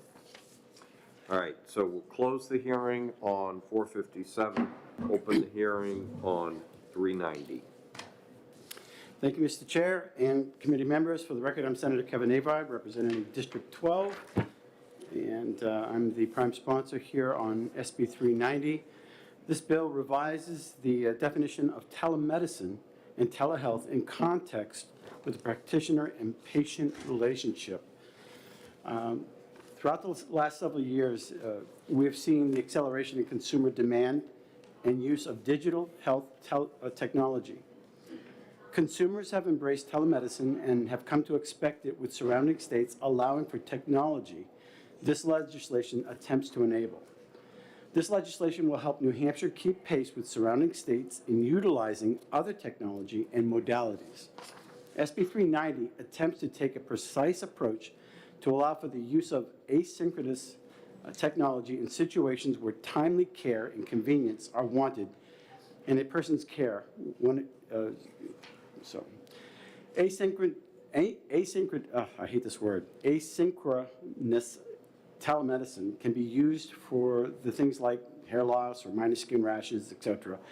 This legislation does not make any changes in insurance reimbursements, and I believe that the Telehealth Study Commission is ongoing and is going to be looking at those issues and is a right forum for reimbursement changes. I will defer any questions to Dr. Patrick Carroll, who is here with hims and hers to support the bill. I understand that stakeholders have been working on clarifying an amendment and I will support it when it is ready. And again, I ask for your support on this passage of the bill. Thank you, Mr. Chair. Questions of Senator Avard? Seeing none. Thank you very much, Senator.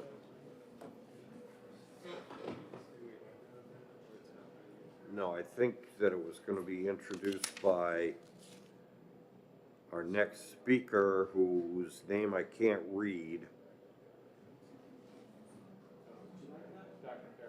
Dr. Carroll. Yes. Good morning. Chairman Bradley, members of the committee, appreciate the opportunity to testify in support of Senator Avard's telehealth bill, SB 390. So this is like old home day for me. 30 years I was a primary care physician in Concord, both with Hitchcock Clinic and then with the Concord Hospital. So I enjoyed coming back to Concord, although I didn't appreciate the ice on the sidewalks, and it brought back memories of my winters in New Hampshire. Today I actually live in Salem, New Hampshire, and I serve on the board of Hims & Hers. Until last month, I was actually the chief medical officer of Hims & Hers, which is a digital telehealth company direct to consumer. I'm a very traditional primary care physician through, my 30 years as running a family practice. And what I see in telehealth, particularly in asynchronous care, is really the opportunities to democratize healthcare and to provide access to care at an affordable price point. And that is the challenge for healthcare today, particularly in primary care. What I want to do is just kind of walk you through what asynchronous care is, and I'll give you an example around an offering that we launched about 8 months ago, which was mental health services. And then I'll be very open to questions about difference between asynchronous and synchronous. So we've been in the state of New Hampshire, Hims & Hers, since 2020.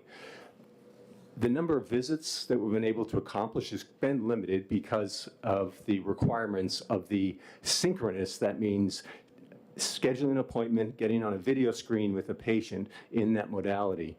Asynchronous is preferred by patients, it's preferred by providers, it's much more efficient, and the quality is just the same as in synchronous visits. So think about mental health. We estimated that in the demographic we serve, which is millennials and younger, although we see folks from all age, through the pandemic, there's about a 30% incidence of anxiety and depression. Where are you going to access care? Good luck trying to find a psychiatrist. 50% don't take insurance. So if you're a 35 or 40-year-old and you're struggling with anxiety and depression, where are you going to access care? And so what we stood up was a mental health platform in an asynchronous modality. That is, someone could access care. They go on our platform. There's an evidence-based protocol that was built out with the help of consulting psychiatrists and psychiatrists who are on our platform. Basically ask them all of their past medical history, any medications they're on, and what their particular issues are, and then screen something called a GAD-7 and a PHQ-9 to assess where they are with their anxiety and depression. That information from the patient, which 90% of the visits are actually done right off of their cell phone, actually gets stored and forwarded to the provider. So the provider goes on the platform, they see the answers to all of the questions, and then they have an interactive interview in an asynchronous mode. Text-based messaging between the patient and the provider, all the essential questions get answered, and the provider makes that decision whether the patient would benefit from medication or not.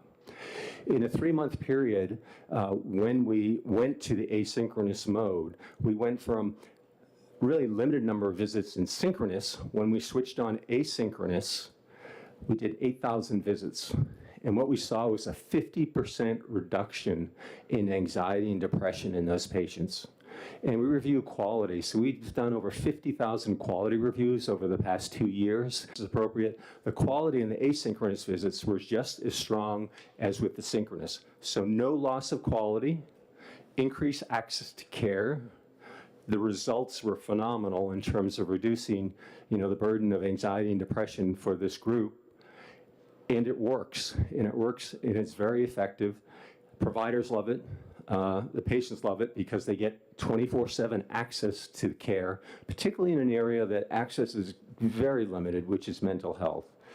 So the flexibility, the ability to practice in the asynchronous mode is a really powerful tool, particularly when we look at cost, access to care, and quality care.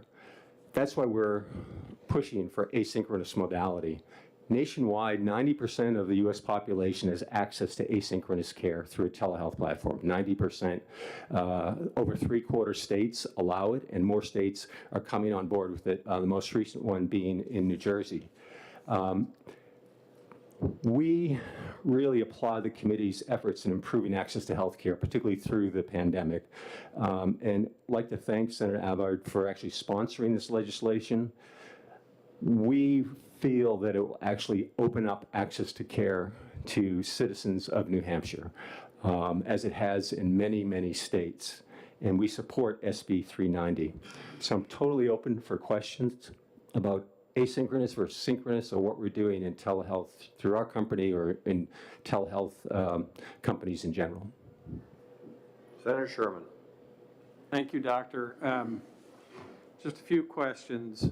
When you say there's a 50% reduction in anxiety and depression, how does that compare to traditional approach?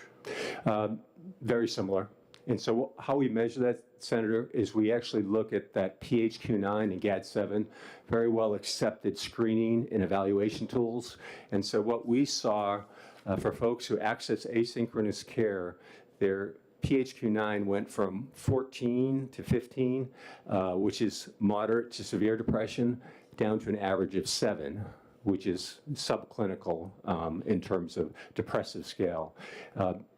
That's the other thing we're able to do in telehealth, more so than I could do in my traditional practice, is track data and look at the results.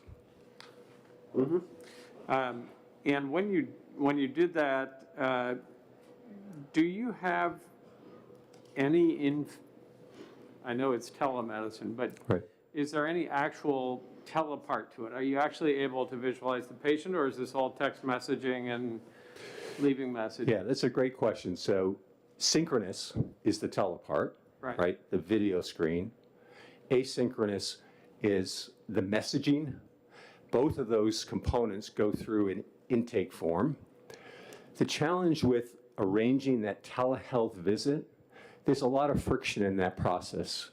You have to schedule an appointment, so the patient has to set aside time. The provider has to set aside time. You have to match them up. Yep.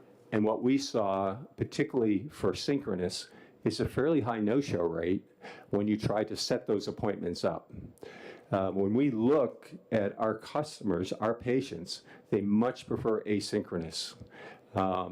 It's just more convenient, high-quality care, and it reduces all of that friction in the system in terms of appointment scheduling. And think of utilization of our workforce, which is getting scarcer and scarcer. That's primary care providers, psychiatrists, psychiatric nurse practitioners. It's a better utilization model for that workforce. Mm-hmm. So full disclosure, I'm a doc as well. Oh, great. So I just... what do you practice? GI. Great. So we did all telemedicine during the pandemic. But one concern I have is psychiatry is one of the, or behavioral health is one of those fields where you can actually do an awful lot of the physical exam by looking at the patient. You don't have to listen to the heart, lungs, and do vital signs and all that. And so what I was getting at with asynchronous, do you actually video the patient and the provider so they know what they look like, or is this all non-video? It's all non-video. And we brought in consulting psychiatrists. Dr. Steve Powell actually is one of our consulting psychiatrists. He's on faculty at Dartmouth. He's based here in New Hampshire. He helped build out this platform with other consulting psychiatrists. And there are other telehealth companies that are doing asynchronous also for mental health. The key actually is in the screening. So all we're treating is anxiety and depression. That's 70 to 80% of mental health cases. So what we screen out for are folks with coming on for controlled substances. We don't prescribe that. Folks who have more serious mental illness beyond anxiety and depression. Our screening questionnaire screens out for those folks and recommends and helps them get referrals into systems that can take care of that higher acuity mental illness. What we're looking at is really focused on the anxiety and depressive patients. Other follow-up? In the 50% who, or in the those who don't improve with your system, do you have a network of providers in the state where they can go have a traditional in-face? Yeah, that's a great question. See the person who they're interacting with? So that's been an initiative that I led at Hims and Hers. What we've done around the country is partner with health systems, because about 10 to 15% of folks who come on our platform for whatever condition, whether that's primary care or other conditions, are not appropriate for virtual health, whether that be synchronous or asynchronous. They need to actually get referred into a brick and mortar face-to-face visit. And so we've partnered with Ochsner, Mount Sinai in New York, Privia Health, which is a large medical group that's national. We haven't focused on a health system relationship in New Hampshire because, quite honestly, if we stay in synchronous, the volume of the patients we see is so low that it would be hard to get a partnership going. But we would look at that if we went into this asynchronous modality, because what we'd see is the volume would increase and the number of patients needing referrals into a health system who are not appropriate for telehealth would increase. So we would focus in on this state with the asynchronous modality of establishing those partnerships. Health systems tend to like those partnerships. We don't ask for patients referred back to us. What we're doing is just referring in patients that we've screened who we've identified as needing that face-to-face brick and mortar care. The providers that you're using for your asynchronous, they're New Hampshire licensed? Yes, I should have made that clear. In every state we practice, you have to be licensed in the state that you practice. And so we actually have a whole group of physicians today and nurse practitioners who actually practice in New Hampshire or are licensed in New Hampshire who provide care for patients who reside in New Hampshire. Great, thanks. Senator Avard. Thank you, Mr. Chair, and thank you for your testimony. Really appreciate it. So with the other 50% that kind of like fall through the cracks, this helps identify that, doesn't it? For the people that don't improve. When they come on the platform and they go through the screening, it's hard to identify who's going to improve and who's not. Right. You're right. But this is a great way to screen for depression and anxiety through a platform like this. Otherwise, I can tell you, and I saw this in my practice in Concord, it's really hard to access mental health care for patients, period. So basically, with a follow-up, this augments that capability for people to get mental health care. Absolutely. Yeah. Thank you. And we do other conditions. We do, acute episodic care for things like the flu and pharyngitis, sore throats. We do it for sexual dysfunction. We do it for lots of different conditions. The reason why I wanted to focus in on mental health it is our fastest growing business because of the need is out there. And that need is not being addressed in this country today. Right. Thank you. So when you do the screening and they're not appropriate for your level of care, right. Or if they are so severe that they have suicidal ideation or something more triggering, right. What is the response that you have to get them the help they need? Right. So everybody who comes on our platform, whether it be for synchronous or asynchronous, the first question we ask them is, who's your primary care physician, and can we share that information with your primary care physician? We are not going to be the primary care provider. We want to work in concert with primary care. So if we identify their issues that they need to get into their primary care provider, We do the outreach. You know, it is tough sometimes to make that connection, but we do our darndest to make that outreach and connection.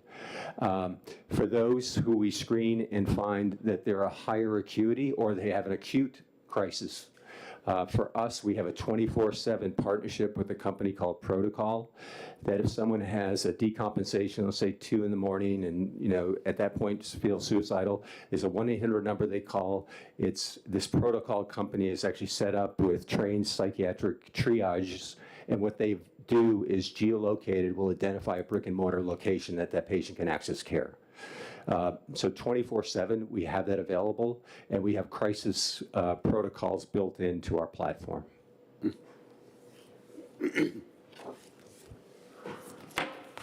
Seeing no further questions, thank you very much, Doctor. Yeah, I appreciate you having me here today. I look at, you know, telehealth in general, asynchronous in particular. It's just another tool in our toolbox to deliver health care to a population in real need for access.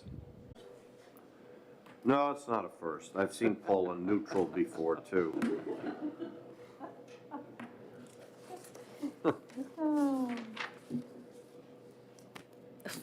Sorry, I'm falling apart. Okay. Good morning, Mr. Chairman, members of the committee. For the record, Paula Minahan, Senior Vice President, State Government Relations with the New Hampshire Hospital Association, representing all our hospitals. We are not taking a position on this bill. However, I did feel it was necessary and important that I be on the record with our position relative to telemedicine and telehealth, since we have been so involved since the inception of our current telehealth statute, which was signed into law with, and a lot of your help sitting around the table back in late June of 2020. We believe it is working as intended, and it is vitally important to ensure that patients have access to care and providers can safely provide care via telehealth.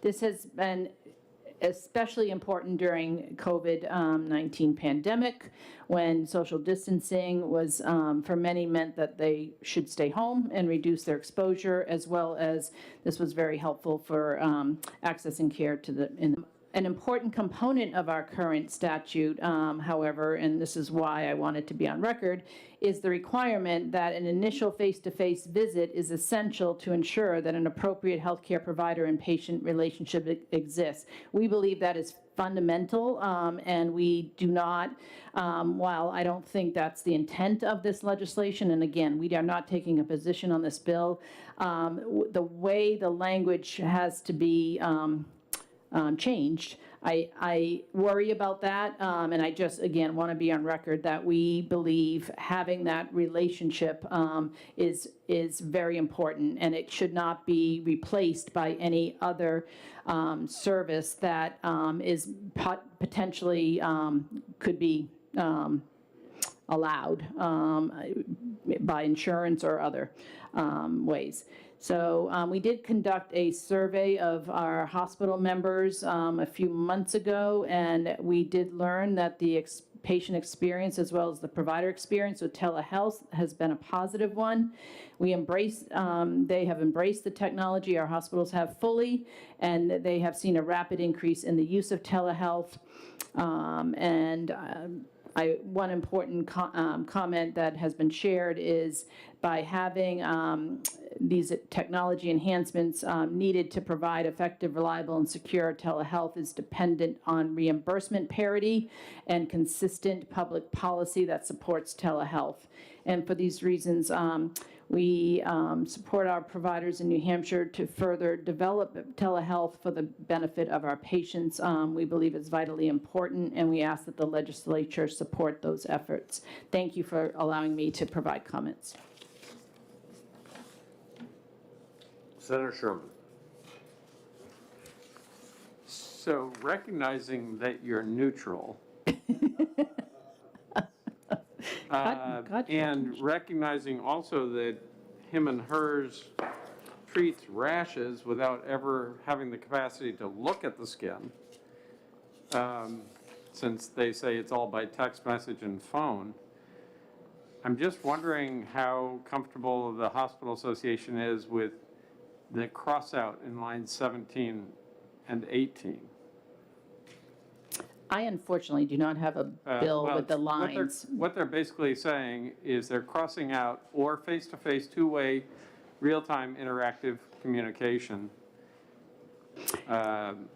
So it's either in-person or face-to-face, two-way, real-time interactive. So it's really it seems to me like it would get rid of that It does. person. That's our concern. We have been talking with the folks that represent Hims and Hers, and without getting into the specifics about their business model, which I don't have a position on. And remember, this is not touching the insurance statute either. I don't really have an opinion about what the business model is as much as that's what caught my attention is, again, what we currently have in statute does require that initial face-to-face. And again, not really focused on this bill as much as potential slippery slope, because I'm looking down the road, and I don't want there to be any change in our telehealth law that would not continue to support the telehealth model that we have now, which means I can get on the phone or get on my computer with my doctor and have that covered in a telehealth model, and not have to utilize a different platform that would only be covered. That's my only concern. I'm just trying to not limit it. You know what I'm trying to say? That's all. I just want to be on record. I hear what you're saying, and the language is, that is what the language does, I think, but that's kind of an unintended consequence. Again, I don't want to be I'm not on record opposing or care, I don't have a position about this organization, I don't. My question I don't have any underlying, I'm just trying to clarify, would you not agree that the way this bill is written, it takes away the requirement for anyone doing telemedicine to have an in-person, face-to-face exam? I think you are correct. That we've had the whole time. Yes. Except for MAT, I think that's the only Yes, exception. and we, again, in full disclosure, we have been talking with those that represent Hims and Hers, and they've been great about chatting with us. We've been struggling with trying to come up with other language using the exception model that we kind of use with the MAT and the VA, and I'm trying to remember, I should know because we worked on this together, what the exceptions are. But we just did not get there. But yes, I hear what you're saying. I agree with you. I agree with you. Senator Agard. Yeah, thank you, and thank you, Paula. This language, that, like, just kind of in the spirit of what Senator Sherman said, that it doesn't. Synchronous and they have definitions for both. I believe you're right. Again, I don't feel qualified to really comment on their business model, but I'm not disagreeing with you. Right, yeah. Yeah. So, I mean, if they need a picture of a rash, they can send a picture of a rash. All right, thank you.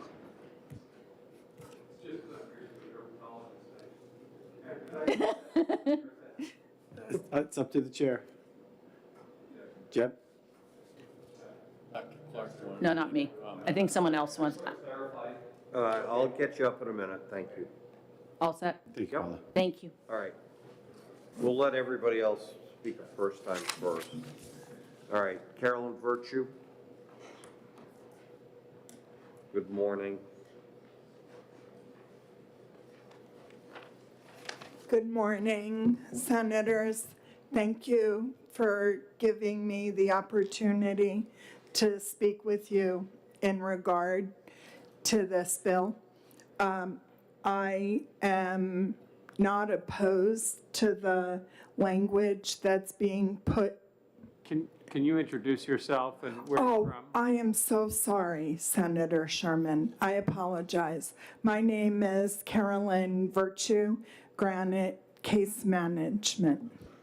Thank you. Sorry. I live in Canterbury, New Hampshire. Now I've totally lost my train of thought, so just, I thought I had introduced her, so. thank you. I am not against the language put forth here for all physicians and pharmacists, correct? Not, or if it's just one provider, I would be concerned about that. Let me state it that way. The State of New Hampshire Department of Health and Human Services has done a great deal of work on telehealth. And in the beginning of 2021, the Medical Care Advisory Committee, which for the record I chair, convened a subcommittee to form a telehealth rule. That work was completed in April of 21, and as I understand it, that rule will be filed with the Joint Legislative Committee of Administrative Rules very soon. Telehealth is practiced by a number of disciplines and Medicaid providers, not just physicians.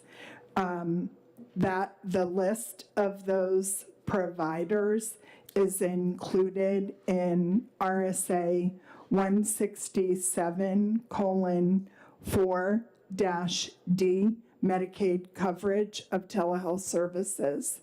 My concern is if you single out one or two of those providers and define telehealth just for them, it could have the unintended consequence of making telehealth a service provided only by physicians and pharmacists.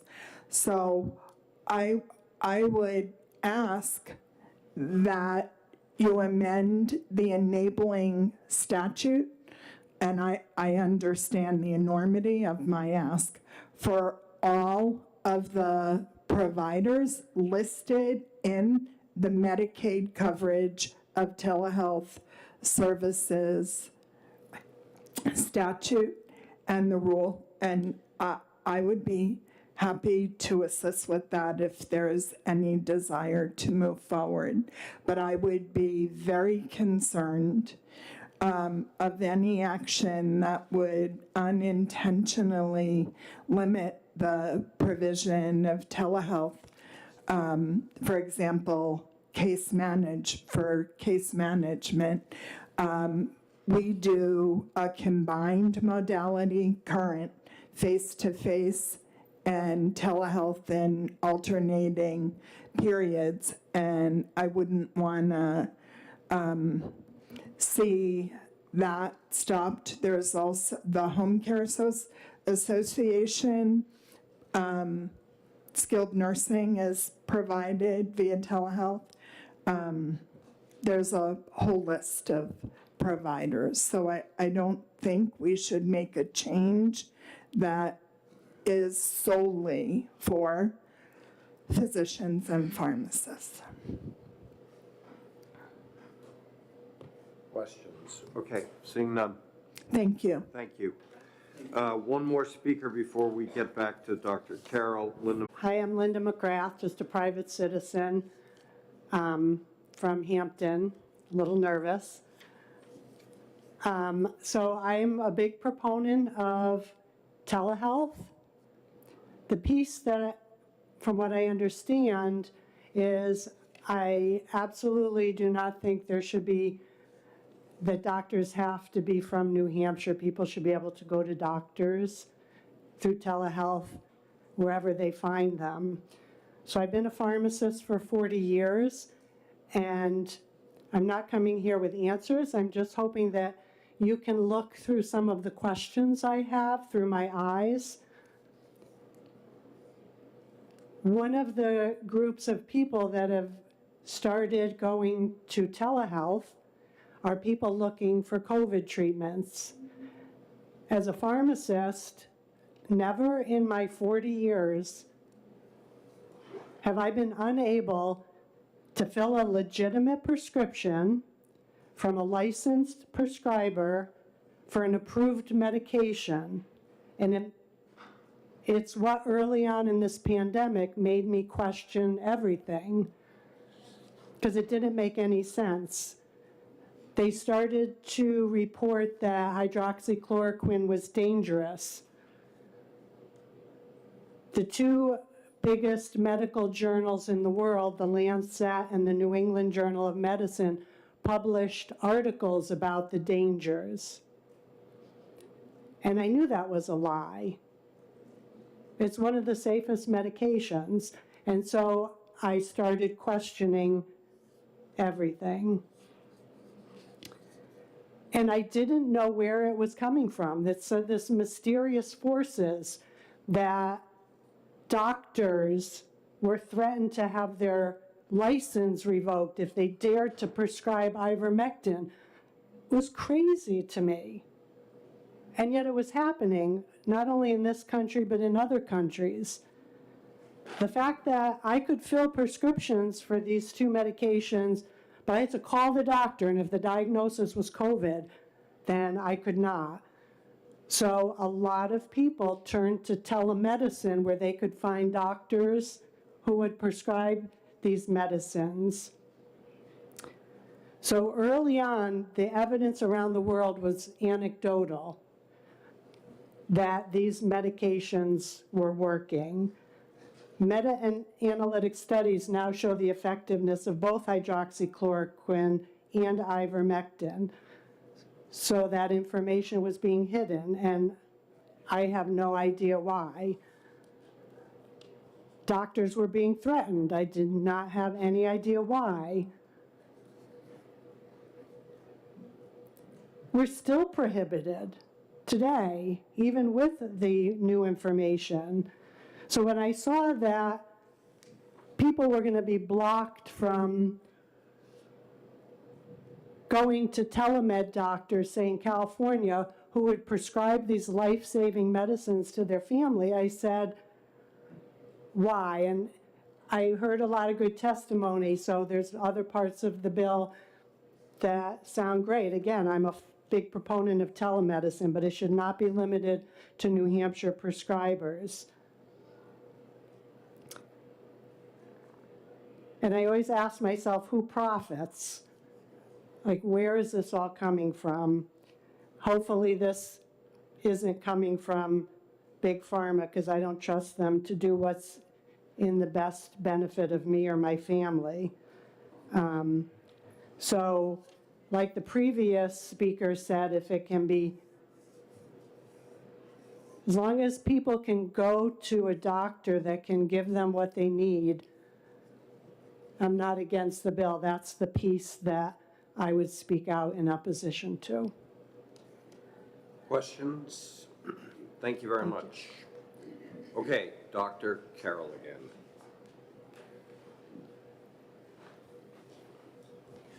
Yeah, just real quickly on asynchronous, when we do things like rashes or acne, it's a cell phone picture. So we're not diagnosing or treating based on just them answering questions. That would not be good practice. So we do a lot of cell phone pictures for dermatologic conditions. The other thing I'd like to point out is today we do synchronous visits in New Hampshire. To allow asynchronous is not going to eliminate synchronous visits. The patient still has the option to have a synchronous visit. For example, in behavioral health, if they decide that I can't get my information across in the asynchronous modality, they can opt for synchronous to have the face-to-face. So we are not, every state that we do asynchronous in, patients still have the option to do synchronous. And the provider does too. The provider may say, I'm not getting the information I need through the asynchronous modality. So those are just the two things I wanted to point out. Yep, go ahead. Just about that, we use a system called Volt. I don't know if you know it, VOALTE, which is a highly secure text messaging system. Right. Does your system protect the transmission of the pictures and the messages Absolutely. and all that? Yeah, so we actually built our own EMR, a company of 300 employees, we have 100 engineers, so you know how difficult it is to build your own EMR. It complies with all the regulations, HIPAA, security protected, and I think the most important thing we do, we have a triple verification system up the front, because we want to make sure that folks who say they are who they say they are, so they have to submit a bunch of demographic information, and then if we have questions, we actually have to see their license. So we have that whole process very locked down. Thank you. Okay. Senator Avard, why don't you work with Senator Sherman on tightening up the language of this bill a bit? Do you mind if we take a 1-minute break? You can take a 3-minute break. All right, we'll reconvene at 11:27. I've got time.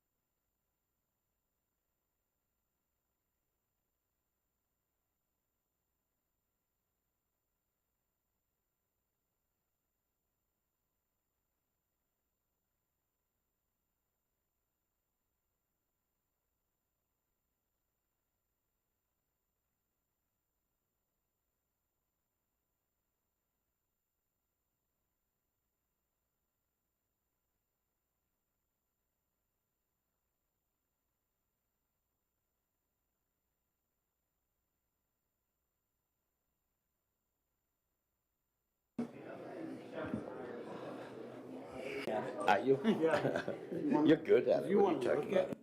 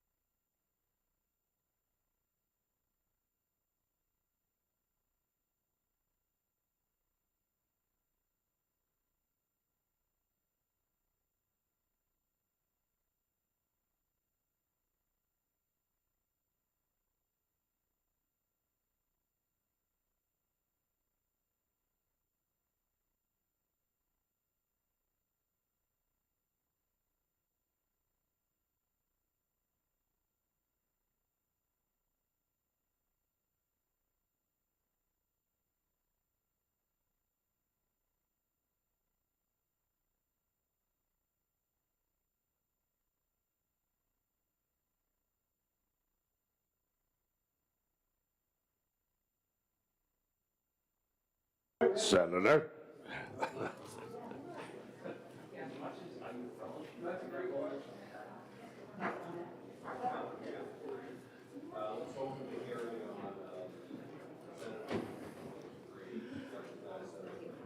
Thank you, Mr. Chair.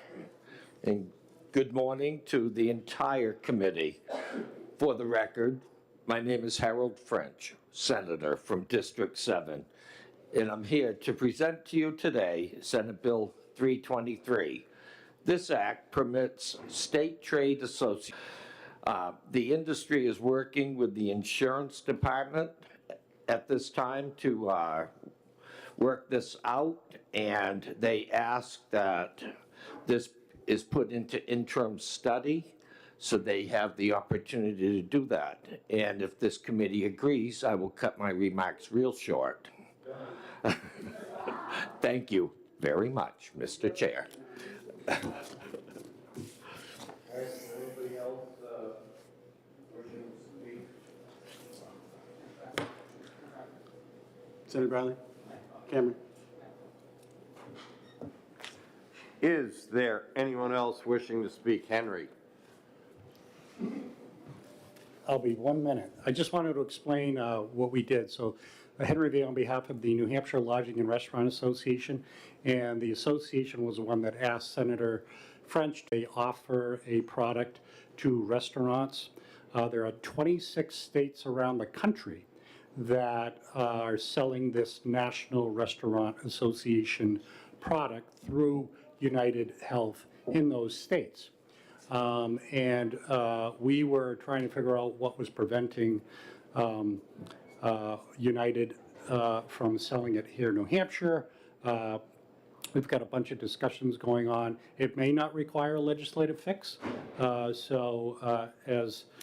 Senator French said, we've been talking with the commission, and we may not need a resolution legislatively. If we do, we'll come back. But at this point in time, interim study is probably the best recommendation. Seeing no questions, thank you very much. Anybody else wishing?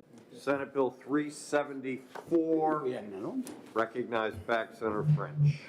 Thank you, Mr. Chair. And for the record, once again, my name is Harold French, Senator from District 7. And today I'm here with Senate Bill 374 relative to SARS-CoV-19 vaccinations. I have introduced Senate Bill 374 relative to SARS-CoV vaccinations on the behalf of tens of thousands of Granite Staters who feel the same way I do on the subject. The intent of this bill is to keep government and private businesses out of the healthcare decisions of individuals. Our citizens have the right to choose what is right for them. This bill is simple. It states that if you have had COVID, you cannot be mandated to receive a vaccine. No one under the age of 18 can be mandated for the vaccination for COVID-19. If any Granite Stater claims a conscientious objection to receiving a vaccination to this disease, they cannot be mandated to have one. I have heard from private businesses that we should not mandate to them how they run their companies. On the other side of the coin, businesses should not mandate health care decisions of their employees. I have heard the hospital state that they would lose hundreds of millions of dollars in federal funding if it were to pass. UNH stated they would lose $100 million in federal funding if we were to pass this bill. Hearing these concerns, I have come to the conclusion that mandates for vaccinations by businesses, in parts, have come from fear of the loss of federal funding. The ability to do business with the feds is oftentimes tied to the demands of their business employees to be vaccinated. Now, we have no vote on the federal side of legislation, but we as senators do have vote on the state side. That is why I brought forward this legislation to address these issues. I have made my entire living buying and selling everything from antiques to real estate. I understand exactly what buying and selling is. The health concerns of my children and grandchildren, and of the tens of thousands of other Granite Staters' children and grandchildren, and their decisions over them are not for sale. My rights of conscientious objection to a vaccine and the rights of tens of thousands of other Granite Staters' conscientious objections towards the same are not for sale. I hope you will join me in passing this legislation to tell those on the federal side of government the same, that our rights are not for sale. Thank you very much. Senator Avard, question. Good job. No, thank you. Oh, okay. Would you believe I say Would you good job? believe your mic's on? Would you believe it? Is the mic still Are there on? questions of Senator French? Okay, seeing none, I think, thank you very much, Senator French. I have a different, oh, this is a speaking sign-up sheet. Okay, pull them in a hand, please.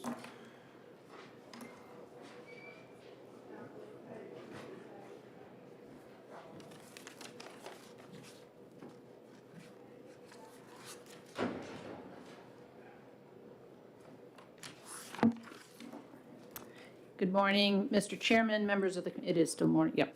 Members of the committee, Paula Minahan, Senior Vice President, State Government Relations, New Hampshire Hospital Association, representing all our hospitals. We are opposed to Senate Bill 374. The bill does have a number of sections, as Senator French indicated, prohibiting a person from requiring that a person who has had COVID or who is under the age of 18 receive a vaccination against the virus as a condition of employment, education, access to businesses or entities open to the public, and establishes an exemption as a matter of conscience against the vaccine mandate, as well as establishes criminal penalty and a private right of action. We're opposed to all four sections of the bill for the following reasons. The Hospital Association and its members, as I think you are well aware, long before, by the way, the federal government required through CMS a mandate, announced in August of this year a consensus statement in support of requiring our healthcare workforce to be vaccinated in order to protect the health and safety of our patients, our staff, and our communities. Hospitals have announced their own individual policies and have been implementing them with robust education for their staff and the importance of benefits of the vaccine. In so doing, hospitals have sought to be flexible and have complied with all relevant state and federal guidelines, including offering medical and religious exemptions. Having contracted COVID-19 while providing some immunity to the virus, experts have concluded and studies have confirmed that the vaccine is still recommended for those that are unvaccinated but have survived contracting COVID. The vaccine provides superior protection longer term, and employers that require a vaccine as a condition of employment are not. What I think is important is the comment of Senator French relative to loss of federal funding is driving hospitals and providers by fear. I disagree, and I think it's important that, again, hospitals put these mandates in place, or these requirements, excuse me, prior to the CMS requirements being imposed and upheld by the Supreme Court. It's unclear to us why the bill would exempt those under the age of 18 from a vaccine. The FDA has granted full authority, not EUA, but full authority for 2 COVID vaccines, the Pfizer vaccine for individuals 16 of age and older, and Moderna for individuals sub-18 and older. The FDA is currently reviewing the data for vaccine authorization for children as young as 6 months old. Clearly, the science is evolving daily, and it is our position that we should not be passing laws that would be in conflict with proven science. The term conscientious objection and matter of conscience and anything similar have appeared in many, many bills this session. As previously stated, employers allow for exemptions related to any vaccine requirement. They include both medical and religious. This bill were to pass, which would require organizations that choose to require COVID vaccines for their employees to allow anyone who objects to the vaccine on the grounds of personal conscience or prior recovery of COVID, to essentially bypass the vaccine requirement, putting patients, staff, and general public at risk. Not to mention that would be in violation of the CMS requirement, because those exceptions are not part of that. So yes, not receiving Medicare and Medicaid funding would be millions of dollars and could bankrupt the state of New Hampshire, I would think. The hospitals would go probably out of business. So it's not, I'm not exaggerating, it's a big deal to not follow CMS guidance. Furthermore, to add criminal penalties to employers that are determined to have violated the provisions outlined in this legislation would have a chilling effect on the employers in the state of New Hampshire, not to mention an increase in lawsuits as stated in the fiscal note. The monetary cost to the state if this bill were to pass is significant.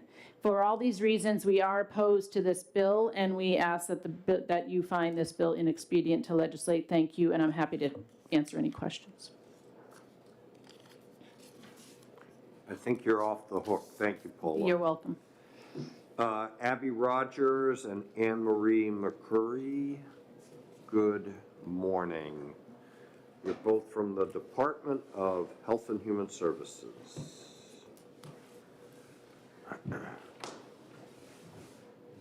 Oh, and someone else.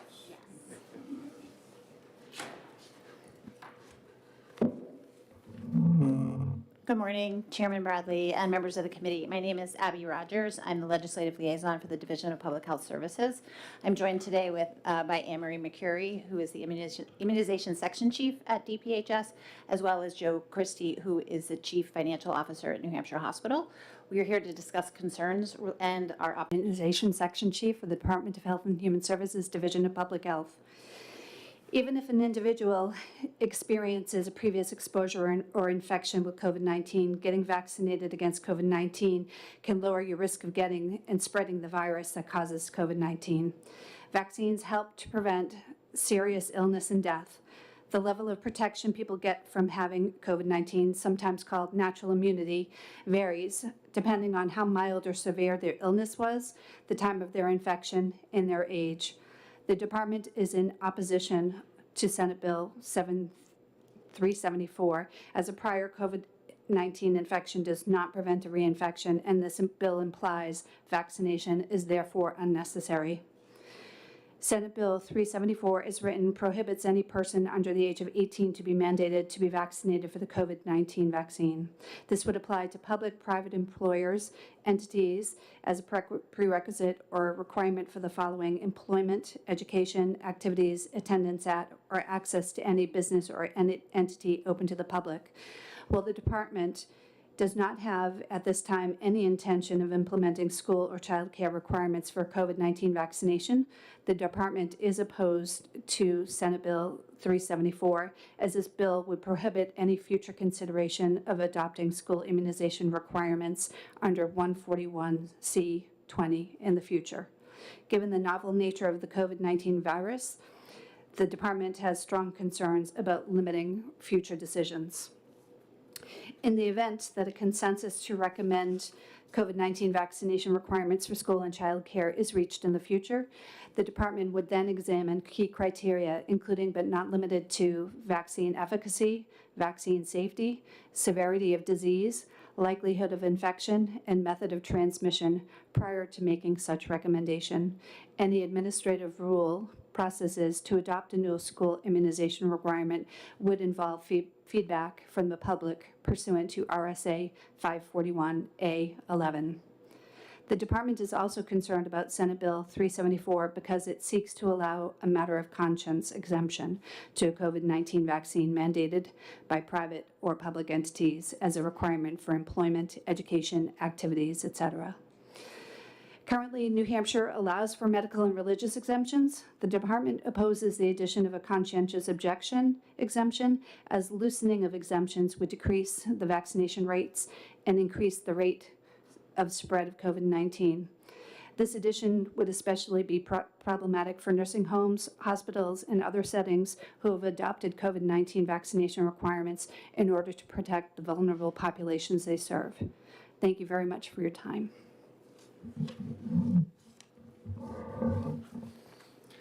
And good morning. For the record, my name is Joe Caristi. I'm the Chief Financial Officer for New Hampshire Hospital. In addition to sharing a lot of the same sentiments that Paula had just shared from the Hospital Association, I did want to note a couple of things specific to New Hampshire Hospital and Glencliff Home.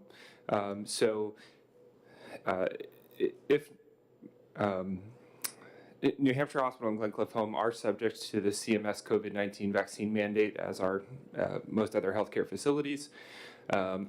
If this bill were to be passed and therefore inhibit our ability to implement the CMS COVID-19 vaccine mandate, it would likely result in a few potential challenges. So the enforcement process CMS has chosen for the COVID-19 vaccine mandate is the survey and accreditation process. That's a progressive kind of disciplinary process used to maintain a variety of clinical standards within healthcare facilities. By using that as the enforcement mechanism, that can result in the lack of payment, which has been previously discussed, but it can also potentially result in loss of accreditation. And that's a significant step for a healthcare facility to take. Some of our concerns around that are, in addition to the loss of potential payment, the potential loss of staff and turnover. A lot of healthcare practitioners, nurses, et cetera, are not overly interested in working in unaccredited facilities, so that is a concern that we have from a staffing perspective. We did not, I don't believe we provided a fiscal note on this bill, but I did just want to note in a similar bill that the House is discussing at the moment, we provided a note that New Hampshire Hospital and Glencliff could potentially lose up to $46 million in federal funding from Medicare and Medicaid, as well as DISH. And if we were to lose accreditation at some point, our commercial insurance revenues could be put at risk. Most commercial insurance companies require proof of accreditation before they will sign a contract with you. So that number could increase. I believe in fiscal year 21, our non-general fund revenue, which would include commercial, Medicare, Medicaid, DISH, was somewhere around $55 million. The last point I wanted to make was we do have staff under the age of 18 that work at New Hampshire Hospital, primarily in our food and nutrition department, so that would certainly put us also in a challenging position. Thank you.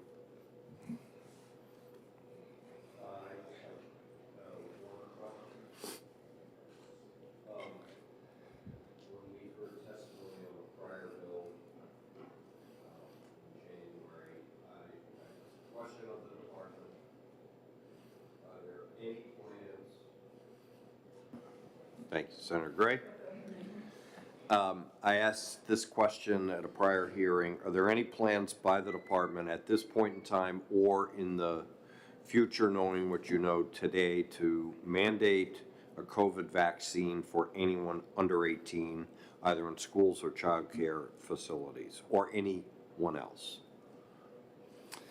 I was not maybe a part of that conversation or privy to it. Since the Supreme Court. John Williams is coming up, and I think Perfect. the answer is no, right? Is that the answer? No? Good. Thank you very much. Thank you. Thank you, John. Juve.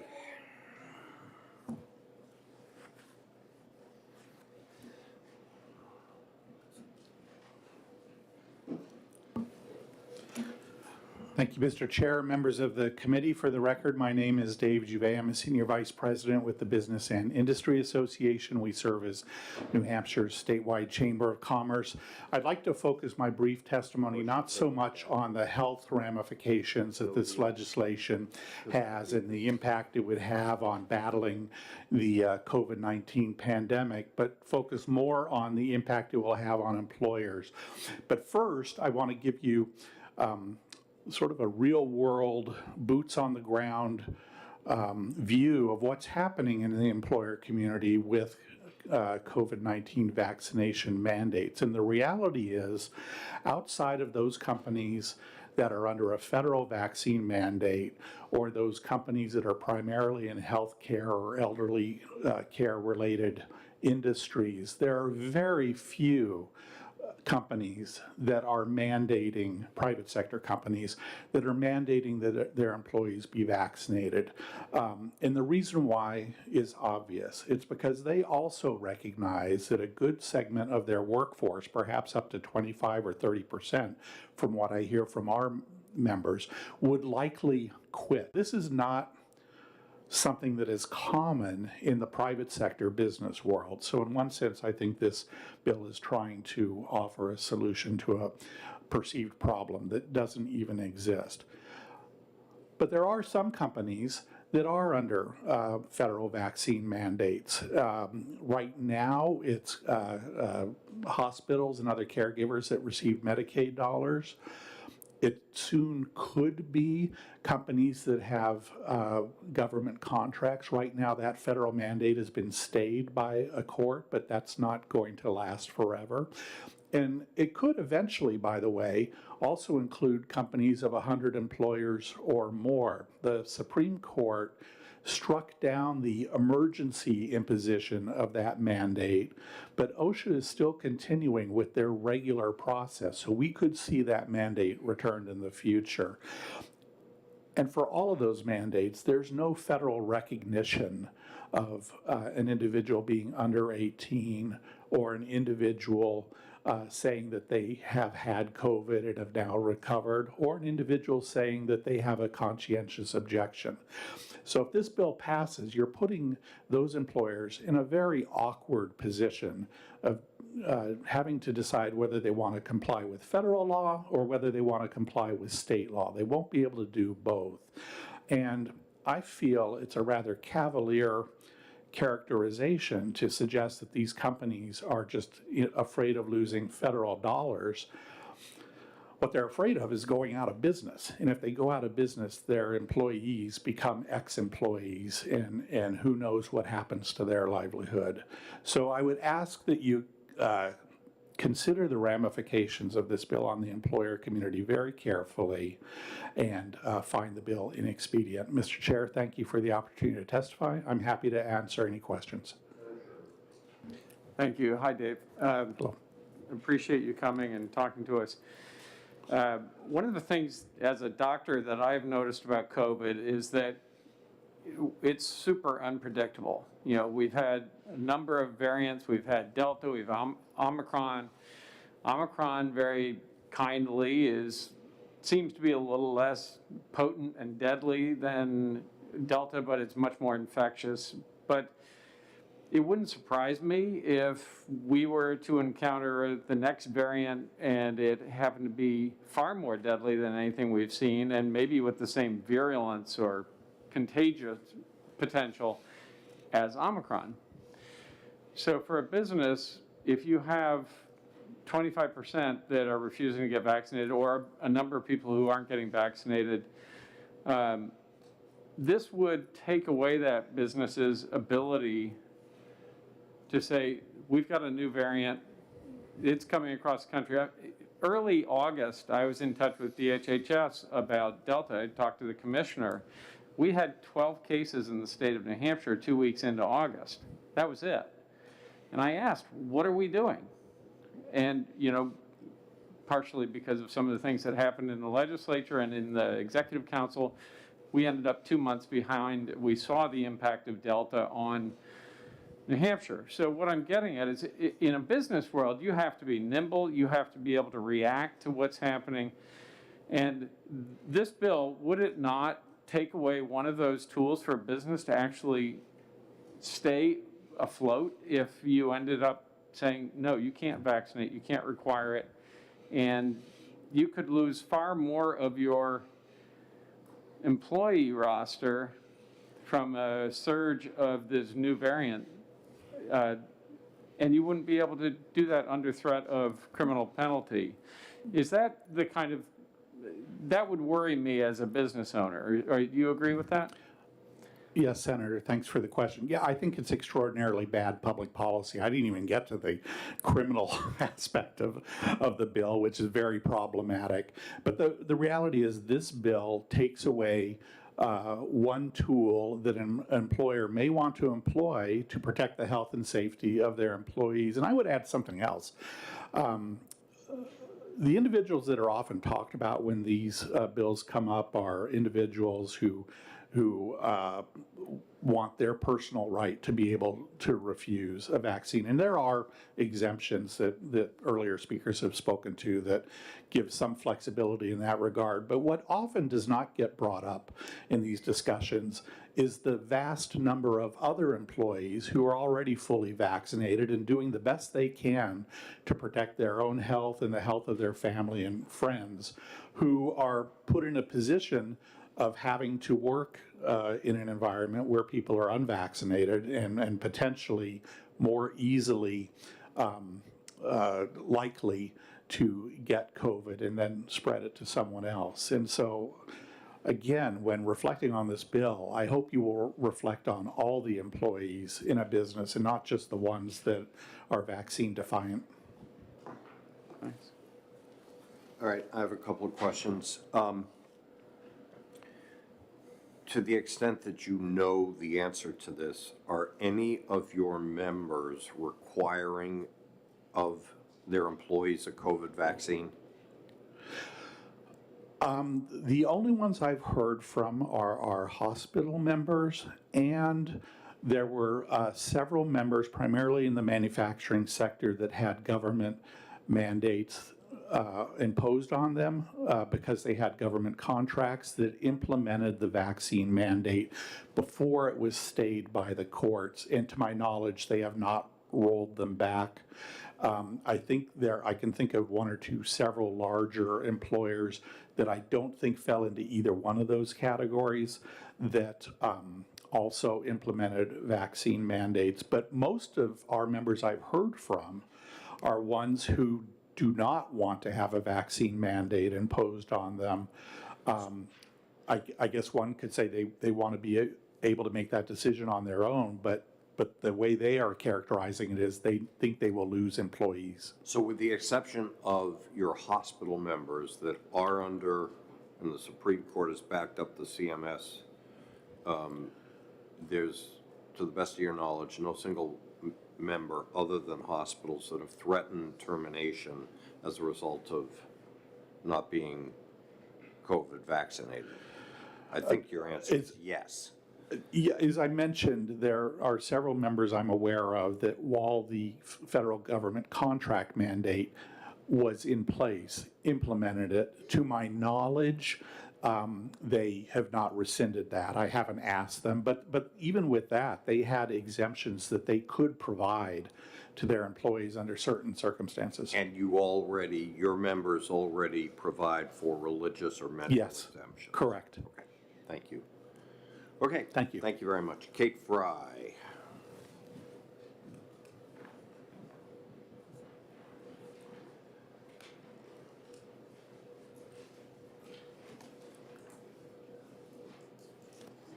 Good morning, members of the committee. It's nice to be here in person. My name is Kate Fry. I'm the Vice President of Advocacy at New Futures. We appreciate the opportunity to testify in opposition to SB 374. We're a nonpartisan nonprofit organization that advocates, educates, and collaborates to improve the health and wellness of all New Hampshire residents. We work closely in this role with policymakers, healthcare providers, and communities to improve the overall public health equity and public health in the Granite State. We support measures that decrease illness and disease, including vaccine and programs that ensure equitable and broad distribution and other evidence-based treatment. We know that vaccinations protect individuals and the community from the risk of severe illness and have essentially eradicated deadly diseases over time. We've heard the significance of having the COVID-19 vaccine and the role it plays in getting on the other side of the pandemic. Based on that public health science and advice from medical experts, some employers and other businesses have made decisions to mandate vaccines for the health and safety of their employees they serve. That decision needs to be left up to those entities. This prohibits a person, for SB 374 prohibits a person from being mandated if they had COVID vaccine or the COVID virus before. According to CDC, the COVID-19 vaccination causes a more predictable immune response and infection with the virus. Getting a COVID-19 vaccine gives most people a high level of protection against COVID-19 and can provide added protection for people who already had the virus. One study showed that people who already had COVID, those who do not get vaccinated after their recovery, are more than 2 times likely to get COVID. Again, those who then get fully vaccinated after their recovery. We're also concerned about the exemption component of this as a matter of conscience against a vaccination. Again, this would tie the hands of employees and limit their ability to enforce the policies. While medical exemptions and religious exemptions are a necessary component, an objection based on conscientious or philosophical reasons, essentially allowing an easy opt-out, would reverse a lot of the progress New Hampshire has made in defeating this pandemic and, quite honestly, other eradicated diseases. According to the Infection Disease Society of America, studies demonstrate that the easier it is to receive an exemption, the higher the rate of exemption in a particular state. As the number of exemptions increases, the risk of vaccine-preventable disease also increases. Therefore, states should make every effort to minimize the number of citizens exempted from immunization mandates.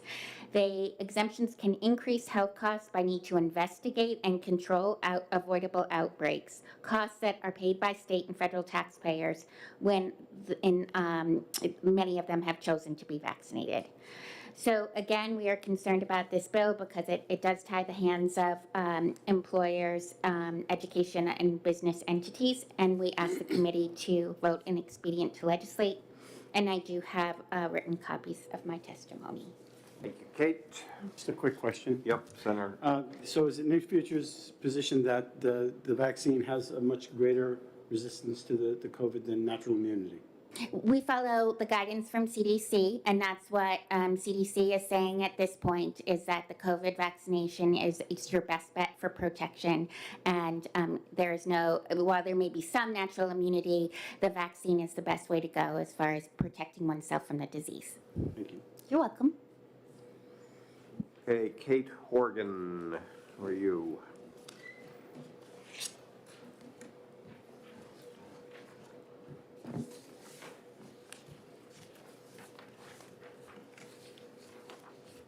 Good afternoon, Mr. Chairman and members of the Senate Health and Human Services Committee. My name is Kate Horgan. I serve as the Executive Director for the New Hampshire Association of Counties, which is all of your elected and appointed county officials. And today I am here primarily speaking on behalf of the county nursing home administrators who are extremely concerned about the implications of this bill. Primarily, this would set federal and state against one another, forcing counties to make a decision as to which set of rules to follow. Currently, we had 2 counties institute a vaccine mandate early at the end of November, December, and that was Rockingham and Merrimack County. We did do a survey of the counties last week as the mandate will be coming up. The first deadline will be next week. About 1% of our employees have chosen to leave. However, we are concerned that this bill would financially impact the counties. As you all know, as members of the Senate and working on the budget, the counties are responsible for 50% of the funding for Medicaid, essentially the non-federal share, which is capped at $129 million for this year. For next year, I think it's 131, but don't quote me on that. That one's pretty close. What will end up happening is if the federal funding is pulled, that money will have to come from somewhere for that other 50%. And in statute, it says we are only responsible up to that $129 million level. Therefore, I would argue that the state would be responsible for coming up with the rest of that money, or nursing homes are going to close. We pay for private and the 11 public county nursing homes, as well as home care. We are responsible for all of that funding.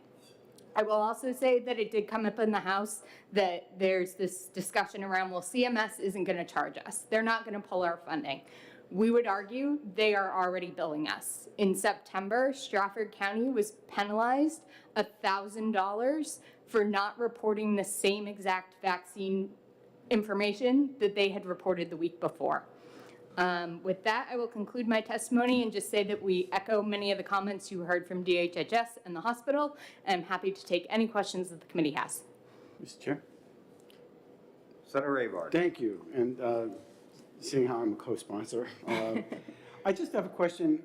Maybe you know it, maybe you don't, but with regards to the CDC, do you know of any studies that show if you're forcing these children 18 and under, do you know of any studies that say a 5-year, 10-year, or 15-year side effects? Is there anything that documents what the potential harm, these long-term harm could happen to these children? Thank you for the question, Senator. While most of our employees are over the age of 18, we do have some that are under. I'm not aware of any studies, but I would suggest that DHHS is probably the more. All right, our last speaker on our last hearing this morning. Oh, I guess there are 2. I'm sorry, I'm not sure. I have Ms. Mcgrath signed up, so go ahead. I'm not as nervous this time. So I was telling you earlier that I'm here as a pharmacist for 40 years with a lot of questions, and that I started questioning in the beginning of the pandemic when hydroxychloroquine was deemed, the lies were spread that it was dangerous. And I forgot to tell you that both the Lancet and the New England Journal of Medicine retracted those articles and said that they were coerced to publish them, that this drug was dangerous. So I've just been questioning everything. I'd also like to tell you that as of last year, my career as a 40-year pharmacist ended. And because of my questioning on whether children needed this shot, my research would not allow me to inject this COVID shot into children, and hence I am now unemployed. I looked at 3 questions. Do they need it? Does it work? And is it safe? We can't predict the future. There may be variants in the future that are more virulent, and that will change it, but we can't make laws based on what might happen in the future. Right now, we know that children are not at risk. If we look at the first year of the pandemic in Sweden, kids were sent to school. No vaccines, no masks, no social distancing, and no deaths. Does it work? It certainly doesn't work the way they said it's supposed to work, And I would encourage you to watch the testimony a couple of days ago at the House. Pediatrician Angelina Farella spoke at length about the vaccine. There's information on both sides. And what we have to look at is the benefit versus the risk. So yes, there may be benefit in the elderly and people with comorbidities. The risk in children is zero. Is it safe? And that's the most important question when weighing whether to vaccinate children.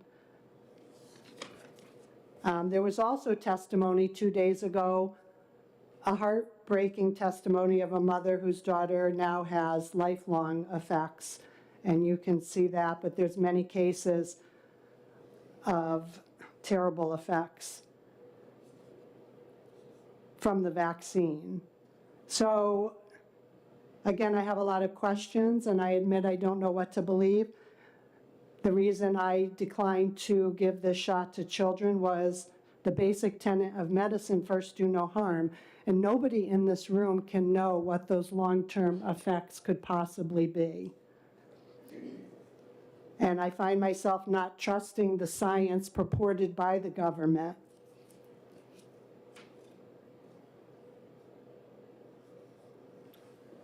Thank you very much. And I would just say, in ending that,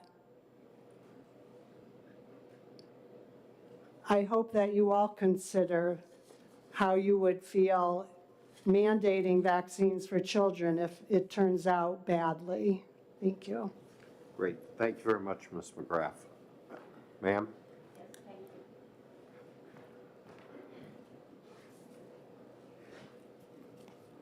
Hi, sorry I'm out of practice about which sheet to sign up on, but thank you for allowing me to give testimony. My name is Louise Spencer. I'm from Concord, New Hampshire, and I am the co-founder of the Kent Street Coalition. Although I'm speaking here on my own behalf, the Kent Street Coalition is an all-volunteer grassroots organization, and this is the issue around how COVID is being managed is of utmost concern to our members.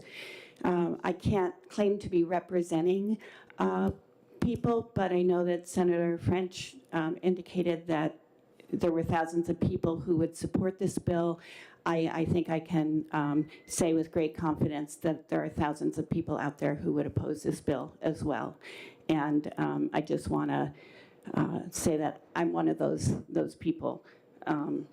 So I just want to say, imagine if you can that you have a medically fragile child and you need home health care and support, and you call an agency and request that somebody be sent who has been vaccinated because of your child's medical condition, and you're told, we're not really allowed to inquire about that or require that of our employees.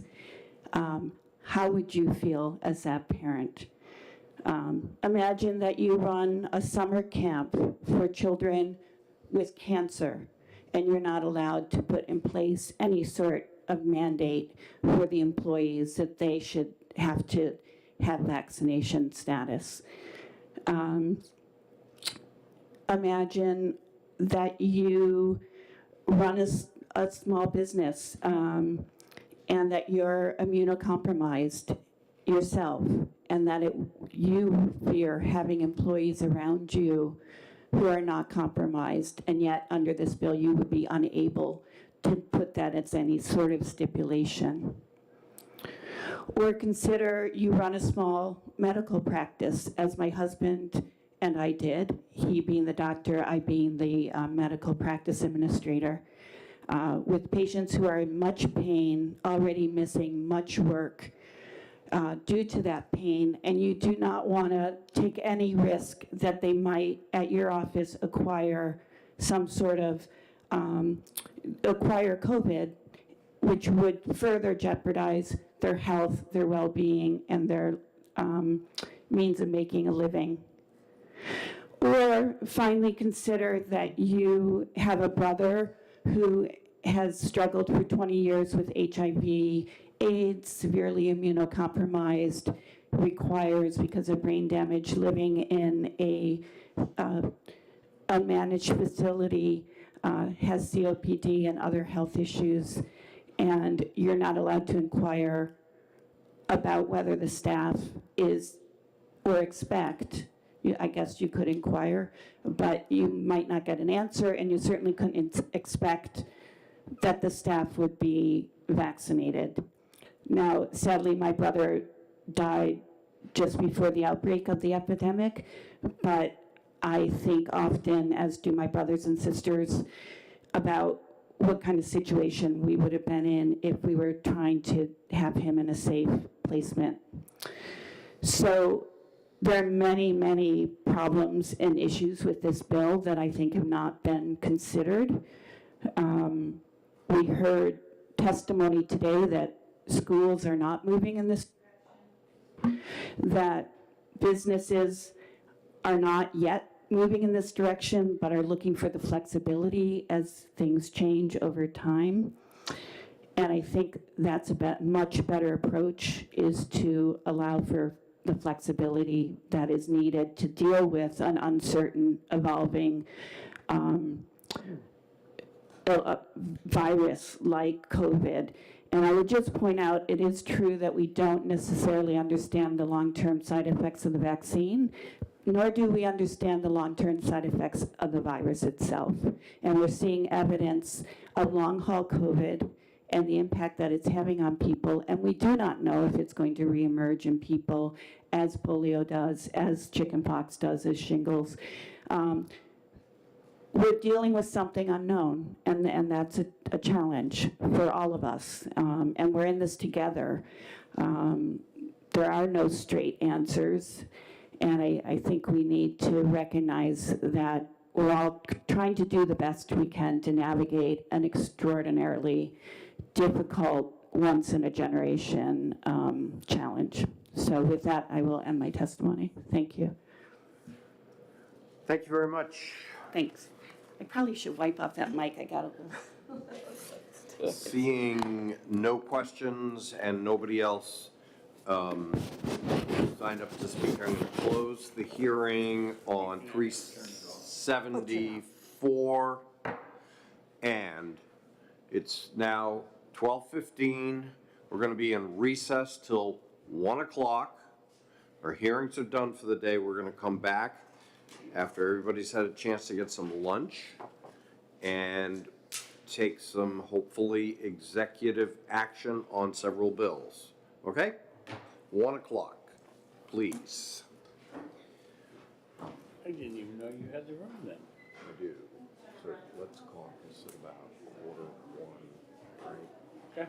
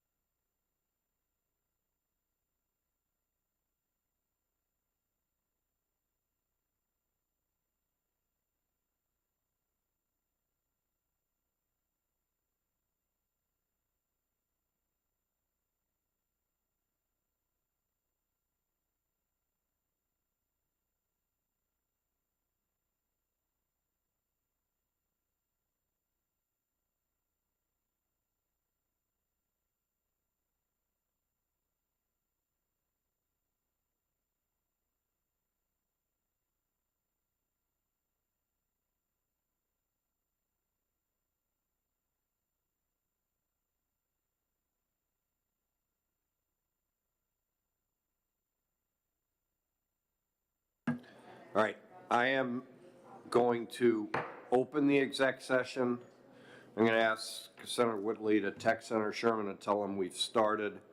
We probably need a motion to go into exec, so I will make that motion. Thank you very much. And a second it. All in favor, say aye. Aye. Now we're in exec. We're not going to take any votes until Senator Sherman gets here unless it takes him forever.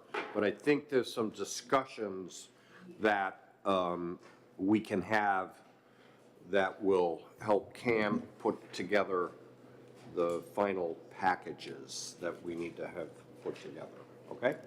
So, let's start with Senate Bill 326. Yes. All right, I have an amendment. It's 579. That amendment retains the purpose statement that I think sort of outlines the process that has happened up until now. And I went through the balance of the bill to try to get all the duties that Senator Whitley is trying to create. And instead of moving forward with the commissioner and the structure in your bill, I think it would be far better at the end of the day to have the Department of Health and Human Services in consultation with admin services and Department of Education come up with a plan that can be submitted in the budget. I think there's a much better likelihood of the outcome that you want. There's no guarantee of anything, but I think you have a much better chance for it.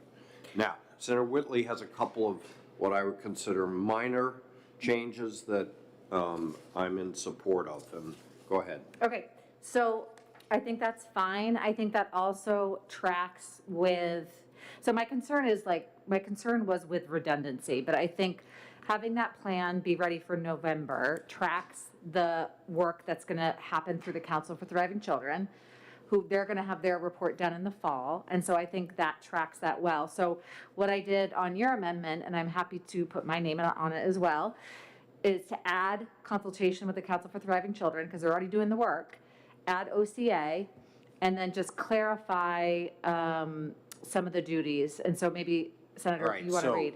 Cam, do you have the amendment in front of you? All right, so everybody, let's go through it because this will be a committee amendment. Hopefully Senator Sherman likes it when he gets back. On line 9, well, actually on line 8, the "and" at the end of that sentence would be struck. On line 9, after Commissioner of the Department of Education, it would say, you ready? The Office of Child Advocate and Council for Thriving Children. the Council of Thriving Children. For Thriving Children. For Thriving Children. Okay. All right? Everybody clear on that? And. Comma and. Okay. On lines 13 through 18, a few small changes. What I tried to do is take everything that Senator Whitley had with duties and turn it into the development of a plan. Yeah. Thankfully, I think I hit most of them, You did if not well, all. Senator. You did well. But a couple of things that I probably should have said on line 13, after the word child care, it should be early childhood education. Early childhood care and education. Early childhood care and education. Okay. Let me know when you're ready, Cam. And then on line 14, after the word for early childhood health, comma, safety, and learning, and then strike of every child.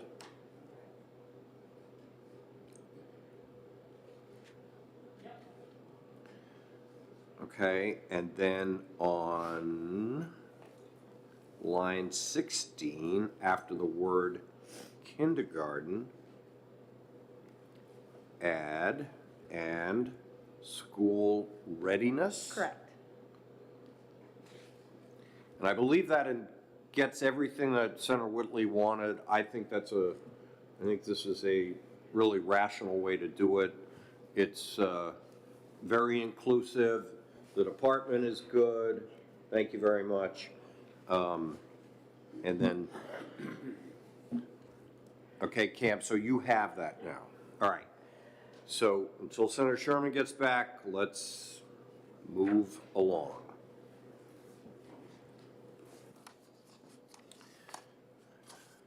Senator Whitley, do you want to talk about 416? Yes.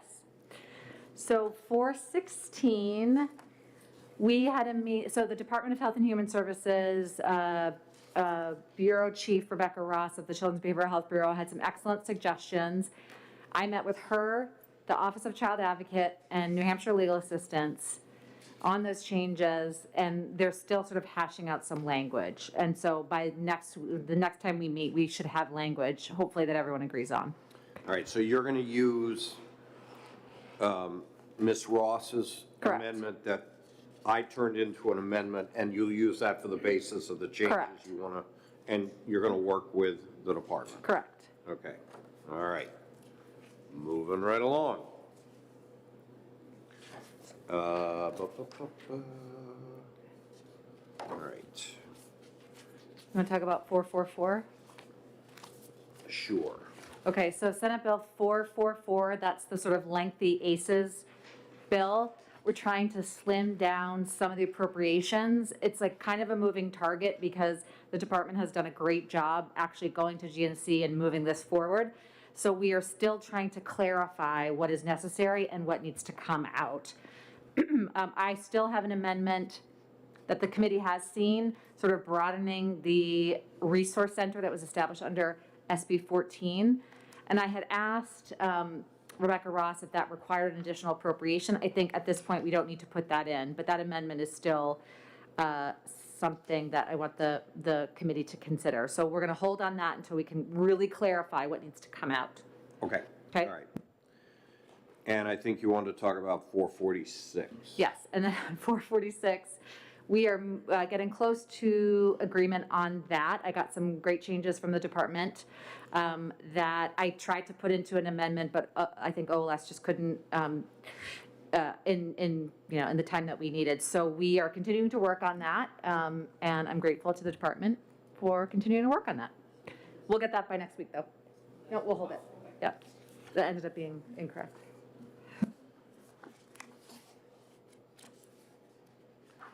Okay. I think that's all 4 of your bills, right? All right, so let's turn now to 430. So working with the department, I produced an amendment, 588, that everybody should have. John, why don't you come up to the table?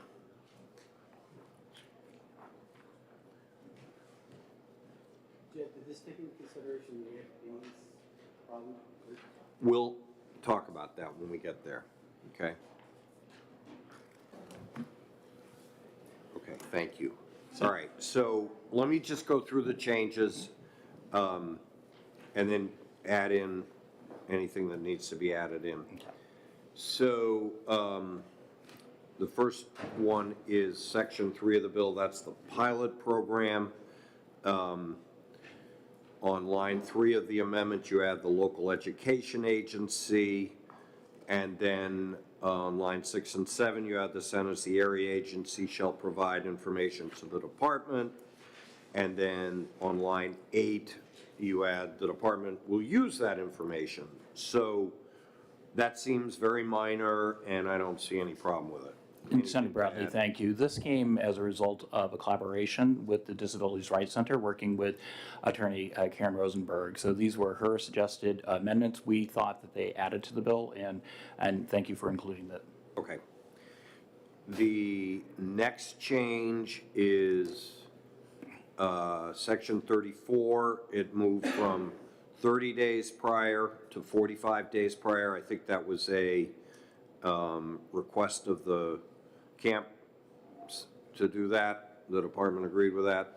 Yes, this came from Mr. Henry Vahue, and this was requested to change from 30 days to 45 days. And Senator Bradley, if I just draw your attention back to line 13 about the deletion of Yeah. section 25. Thank you. That's why I had the same question. Line 13. Oh, Senator Bradley, you just skipped over line 13, which is it was easy to miss because it's a deletion of a section that dealt with presumptive eligibility. Oh, I'm sorry. Yes, I did skip over it because it was a deletion. Yes, section 25. And Senator Bradley, I can explain the background. Yeah, you're going to have to speak up, John. As testified by both Director Henry Littman and also Associate Commissioner Chris Antonello, we're going to proceed on doing this. We don't need the legislation to move forward on this initiative, and therefore we requested it to be pulled. Okay. So in the amendment, section 25 is gone? Yeah. Yes, it's on line 13 of the amendment. I'm sorry, I was...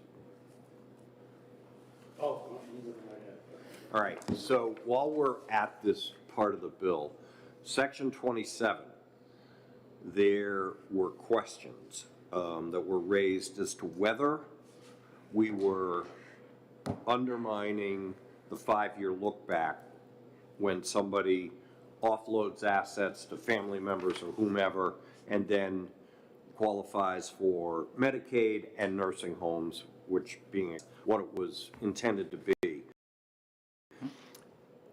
My understanding in reading this, again, carefully, is that there is nothing that will prevent the department from going back the full 60 months or 5 years, but it gives you the opportunity in the more cut and dried cases to only go 36 months. That is correct, Senator Bradley. Okay. And in addition to that, we actually added the prefatory language you'll see in the beginning.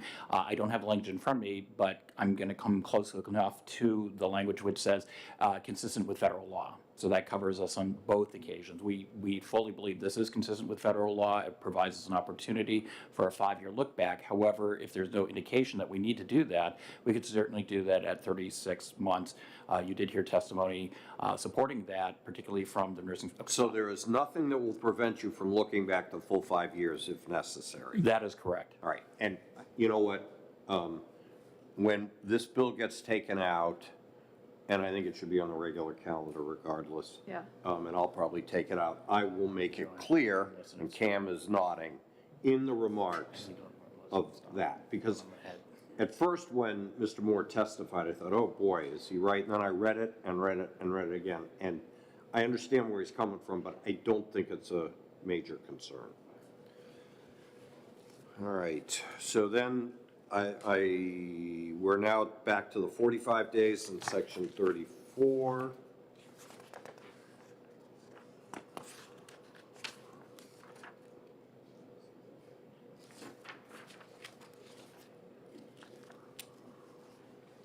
All right, sections 35, 36, and 37. These were sections that had some controversy. In particular, section 35, private entity, and then 36 and 37, the IEAs. The department, at my urging, has agreed to drop all 3 sections. Okay? Senator Gray, in his, with his magnifying glass, picked up 290,000 without a proper comma on. Eagle eye. No, it was you, Jim. Eagle eye. Yeah, and it should have been 29,000, so that's the next correction on line 28.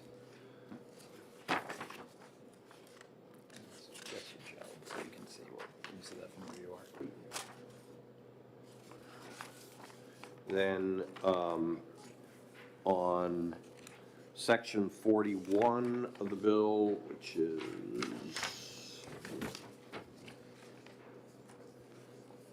on page 12. The changes are, and I think you're going to get to explain this, is you've added a under 10,000 is treated differently than, and it's also a bonus as opposed to increasing the salary ranges. So go ahead. And I will turn this over to Mr. Christie, because I worked with him on this, and it is consistent with what we see in other statutes relative to procurement. I do need to make that correction, because another eagle eye is within our agency. I had mentioned that it was the threshold around transfer, and it's actually for procurement. So with that, Mr. Christie. Good afternoon. Joe Christie, CFO for New Hampshire Hospital. In the Senate phase of the budget cycle, last budget cycle, we brought forward a request for funding with a contractor to try to do recruitment and retention type bonuses. We did that because at the time in state law, we didn't have the authority to make such payments. And the feedback that we received from Senate Finance at that time was they would really like us to research how to do this within the state. So we consulted with our colleagues down at Administrative Services. They indicated potentially 3 things would need to happen. We would need to do some sort of legislative request to give us the authority to make such payments. It may need to be collectively bargained, so that's kind of a question, and then an appropriation at some point. And so this is kind of our first step at trying to establish that process. Our primary objective here is to just be competitive with how hospitals across the state, really across the country at this point, recruit for nurses and other forms of clinical staff. The $10,000 limit, as John mentioned, we used that as the threshold to put a contract onto GNC, so trying to follow similar kind of approach there.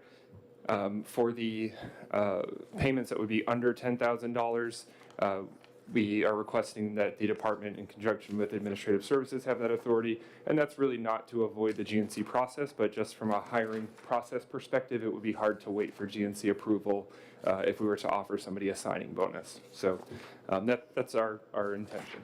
And Senator Bradley, just for clarification, there is current authority for all state agencies to use recruitment for unclassified positions. So in Joe's arena with the New Hampshire Hospital, we'd be talking about higher level like pharmacists that are within the New Hampshire Hospital.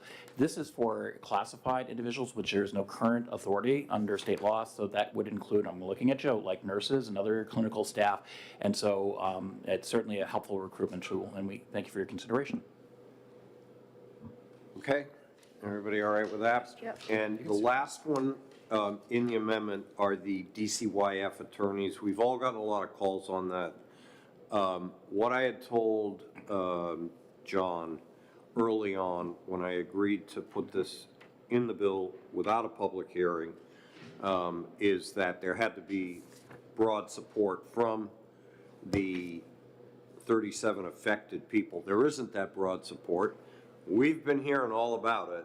I think this is one of those times that punting and coming back with broad support would further the department's goals. I don't know how you get there and get that, but John's smiling. So I think when we get to execing this bill, I'm going to ask that we drop section 77. That can be a committee amendment. We don't need a new amendment for it, okay? Line 18. Starting on line 18, yeah, that whole section. And Senator Bradley, thank you so much for that consideration. We do come to you on occasion where we have what we believe are important initiatives, and some occasions like this, the right thing to do, as suggested, is to respect the direction from the committee, and we do. Senator Bradley, I just wanted to bring to your attention, also the bill did delete section on page 2, line 16, deleted section 76 dealing with telemedicine, and it was understood that you wanted to delete it, but I don't want to delete it. Okay, that's okay. So then that. Where is that? I'm sorry, on the amendment? I think it's section 76, right? It was section 76 of the bill as introduced. And Senator Bradley, as always, whatever the chair would like to do, we certainly appreciate it. It's not whatever I want, but it's. And then I was preparing the amendment. And as you recall from the hearing, I wanted to make sure that there's, and I had heard of an example of a former rep, actually, who had to travel to Connecticut because the telemedicine was not possible, and this should clarify that, so. And Senator, I'm sorry. We do. And Senator Bradley, if I could just, because of my misunderstanding of it being included in here, I do know Mr. Monahan from the DuPont Group wanted to offer at some juncture, we could certainly work with him in the future. I don't think it needs to hold the bill now, but he did have some suggested language in terms of an application to who this would apply to. I had inadvertently thought that this was being deleted and informed him of such, and so I believe he'll be coming back to making a request at some point, and we could certainly work with you and Mr. Monahan to addressing his concerns moving forward. Okay. And then finally, the Centene settlement, the one that Mr. Lippman, the Centene settlement provision is also in here. You incorporated it as part of your amendment. We thank you, and that's on page 2, starting on line, or actually page 3, starting on lines 1. Page 3? Page 3 of the amendment. Line 1 of the amendment? Yes, and that is the Centene settlement. Director Lippman came to testify on the need for that language. Did I miss something? Oh, yeah, sorry. I missed that. This was also an add-on. And if you recall, we had this discussion in the Medicaid dental benefit last week, so this is kind of belts and suspenders, but it makes sure the appropriation is there. Okay. There he is, finally. Thank you. Mr. Chair, I had a question about another provision, just a follow-up question, if we're done with the. Yes. Thank you, Mr. Chair. So when we discussed the bill, we had a conversation about section 40, which was the department's request for 8 full-time folks for inpatient at Hampstead. I was going to have you here with me. Yes. And I had requested, so in the bill is 8. And there was testimony that there was more that were required. And I had also requested a detailed list of who these folks are, and I didn't see that quite yet. So I think we need more information about that. So this bill's obviously going to go to finance. Yeah. I think as long as you're okay with that, we can get that information. You know, you'll have it available to us next week on the floor, but it's going to go to finance. And Senator Bradley, thank you. We did actually point out during the course of the hearing, and Senator Whitley astutely wrote down that we were looking, I believe, for 2 more additional. I'm looking at Mr. Christie because he's actually very much involved with this, and he'll be the person taking it back to making sure that we do get to you, Senator Bradley, and to Senator Whitley and the committee the information that was requested for those positions. Thank you. Thanks. Okay. Homework assignment, Joe, you got it?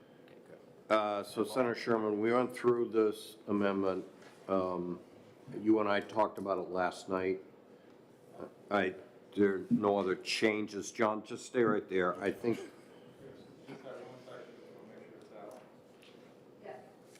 On the 3 mental health sections, 35, 36, and 37. Yeah, right here, line 23 and 4 of the amendment. Private entity, yep, that's out, and the IEAs are out. And the other thing, just so Senator Sherman knows, because he probably got calls also, if you look on page 2 of the amendment, starting line 18, we're likely going to pull that out too. Okay, so since Senator Sherman is here, let's first have a motion on the amendment, and then we'll discuss it and take out. Yeah, so a motion on ought to pass on the bill. Senator Gray has made it, seconded by Senator Avard. All right, now we'll take up Amendment 588. The first order of business will be a motion to delete Section 77. And that's the attorneys, Tom, that we talked about last night. All right, so Senator Avard moved to delete section 77, seconded by Senator Whitley. Yep. All in favor, say aye. Aye. Aye. Okey doke. Any opposed? No. Okay. So now, is there a motion of ought to pass on the balance of the amendment? So moved. Senator Avard has moved it, seconded by Senator Gray. Is there any further discussion on the amendment? What was decided on the telehealth issue? The amendment deletes section 76. No, what they sent to me deleted it, but I did not include that. The telehealth section Oh, after, okay, good, remains in the bill Good. for now. good, thank you. All in favor of ought to pass on the balance of amendment? Aye. Aye. Any opposed? Okay. Now we are ought to pass as amended. So moved. Moved by Senator Avard, seconded by Senator Gray. Any further discussion? I would just say good job, and good job everybody here. It's a big bill. I think we've gotten to a good place. All right, all in favor of ought to pass as amended? Aye. Aye. And You want it? opposed? No. Yeah. No one's opposed. I don't think this should go on consent. No. One thing I've been told by OLS is they are going to take this amendment and they're going to do a redraft of the entire bill with a committee amendment, okay, as opposed to this. So when you see it in the calendar, read it carefully. You guys especially, but the rest of us too. Yeah. Okay? Look for the zero. Are you getting paid by the page? You're getting paid by the zero. He took one of those out already. All right. So you're taking this out? I'll take this one out, yep. Senator Bradley, thank you, and thank you, committee members. All right, why don't we go back, since Senator Sherman's here, to Senator Whitley's bill. Yeah. So Senator Whitley moves ought to pass on Senate Bill 326. And is there a second? Seconded by Senator Sherman. Okay. Cam, do you want to just quickly go through the amendment that we discussed while Senator Sherman was not here? Yep. So I have, this is working off Amendment 0579S. On line 9, after the word education, we add the Office of the Child Advocate and the Council for Surviving Children. We also strike the word and on line 8. And then down on line 13, after the word childcare, we add early, childhood, care, and education. Then on line 14, insert after the word for early, childhood, health, comma, safety, and learning, striking of every child. Don't forget the Oxford comma before and. I am pro Oxford comma. Thank you. And then on line 16, recommendations for kindergarten and school readiness is what I have. That's it. All right, so If that's what- Senator Whitley has moved this with those changes as a committee amendment. You have a written version, I have a written version. No, you have mine. Oh, wait, of the amendment? Well, you have it up here then. Okay. I need this, Okay. I'll trust your You- memory. okay. And we have Cam. Okay, Thank so Senator Whitley has moved the committee amendment, is there a second? Seconded by Senator Sherman. Any further discussion? As I was saying before, I think this is the way to proceed on this bill, and so. Yeah, and Senator Sherman, I said that it, doing it this way tracks and builds upon existing work and is not redundant, because that was my biggest concern, and still moves the needle forward.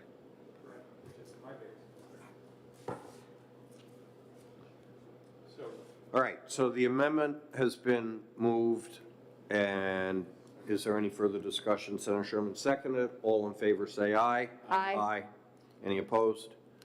And Senator Whitley moves ought to pass, seconded by Senator Avard. All in favor say aye. Aye. I suspect Senator Whitley would prefer this to be on the regular calendar, and you get the honors. Thank you. Okay. All right, we already exec Senator Kavanaugh's bill. All right, let's move to Senator Avard's bill, Senate Bill 288. I had thought there might be a few more people here in the room. Do we have extra copies of the amendment, Cam? I'm sure that Ms. Minahan would love a copy. I thought I had shared it with you. If I didn't, I apologize. I know I shared it with John last night. So let me try to explain where I hope a reasonable compromise is. Right now, if a vaccine is going to be ordered for licensed daycare facilities or schools, the department has to go through a rulemaking provision, and it has to go through GELCAR. GELCAR approves or disapproves. If GELCAR sends the agency back for more work, the agency can, in the interim, adopt an emergency rule which lasts for 6 months. So that's the way the rulemaking process works, and all vaccinations are subject to that kind of approval before they can be ordered by the department for students in childcare. Is that correct, John? Come on up here.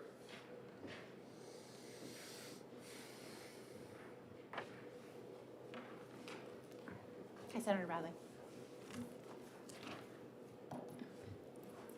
So the question, could you repeat the question? I was just Yes, and there's also a public comment period on the. Okay. So, Senator Avard's bill was to say that the department could not order a COVID vaccine.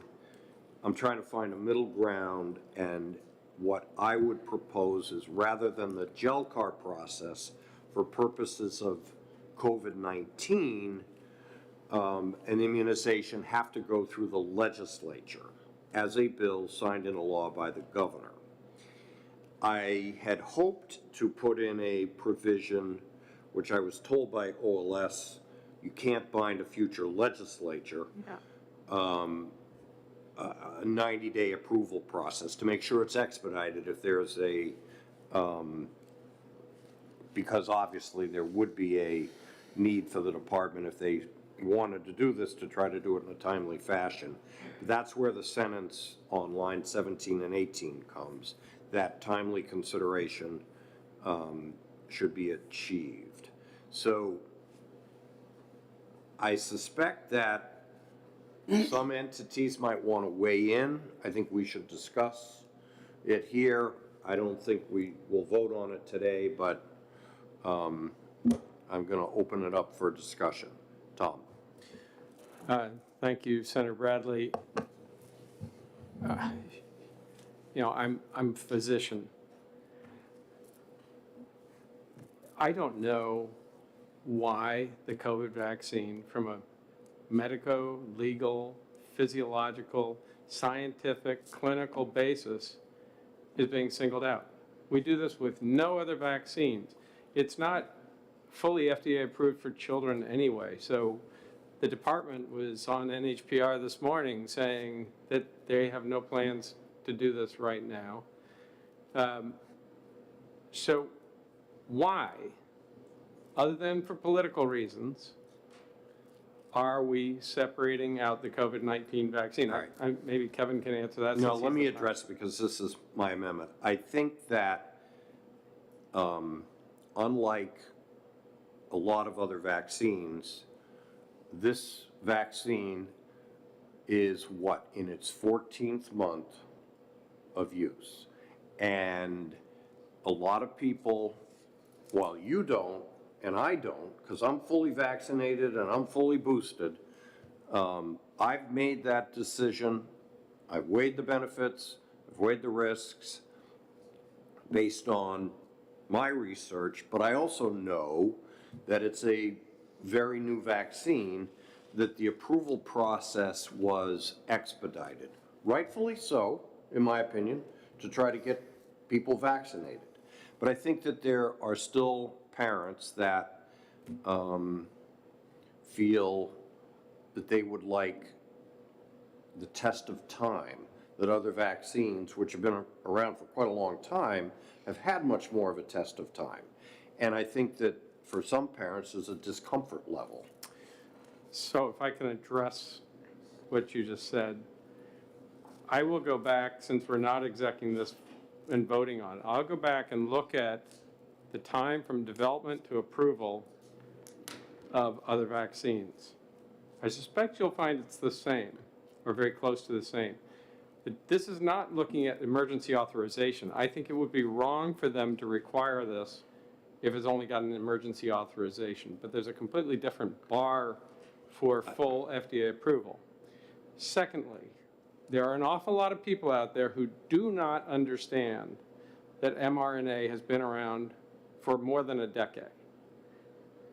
This is not a new technology. Xenon rays are not being infused in our children when they get vaccinated. This is a technology that has been around, and the beauty of it is it's able to be ramped up quickly, and it's also able to be adapted and changed quickly. And finally, it's very nice to wait unless your child is one who cannot be vaccinated for medical or religious reasons, because that child is excluded from the classroom until enough people have either gotten the virus or been vaccinated. So, but that last thing doesn't really apply because the department's not even thinking of ordering a COVID vaccine at this point in time.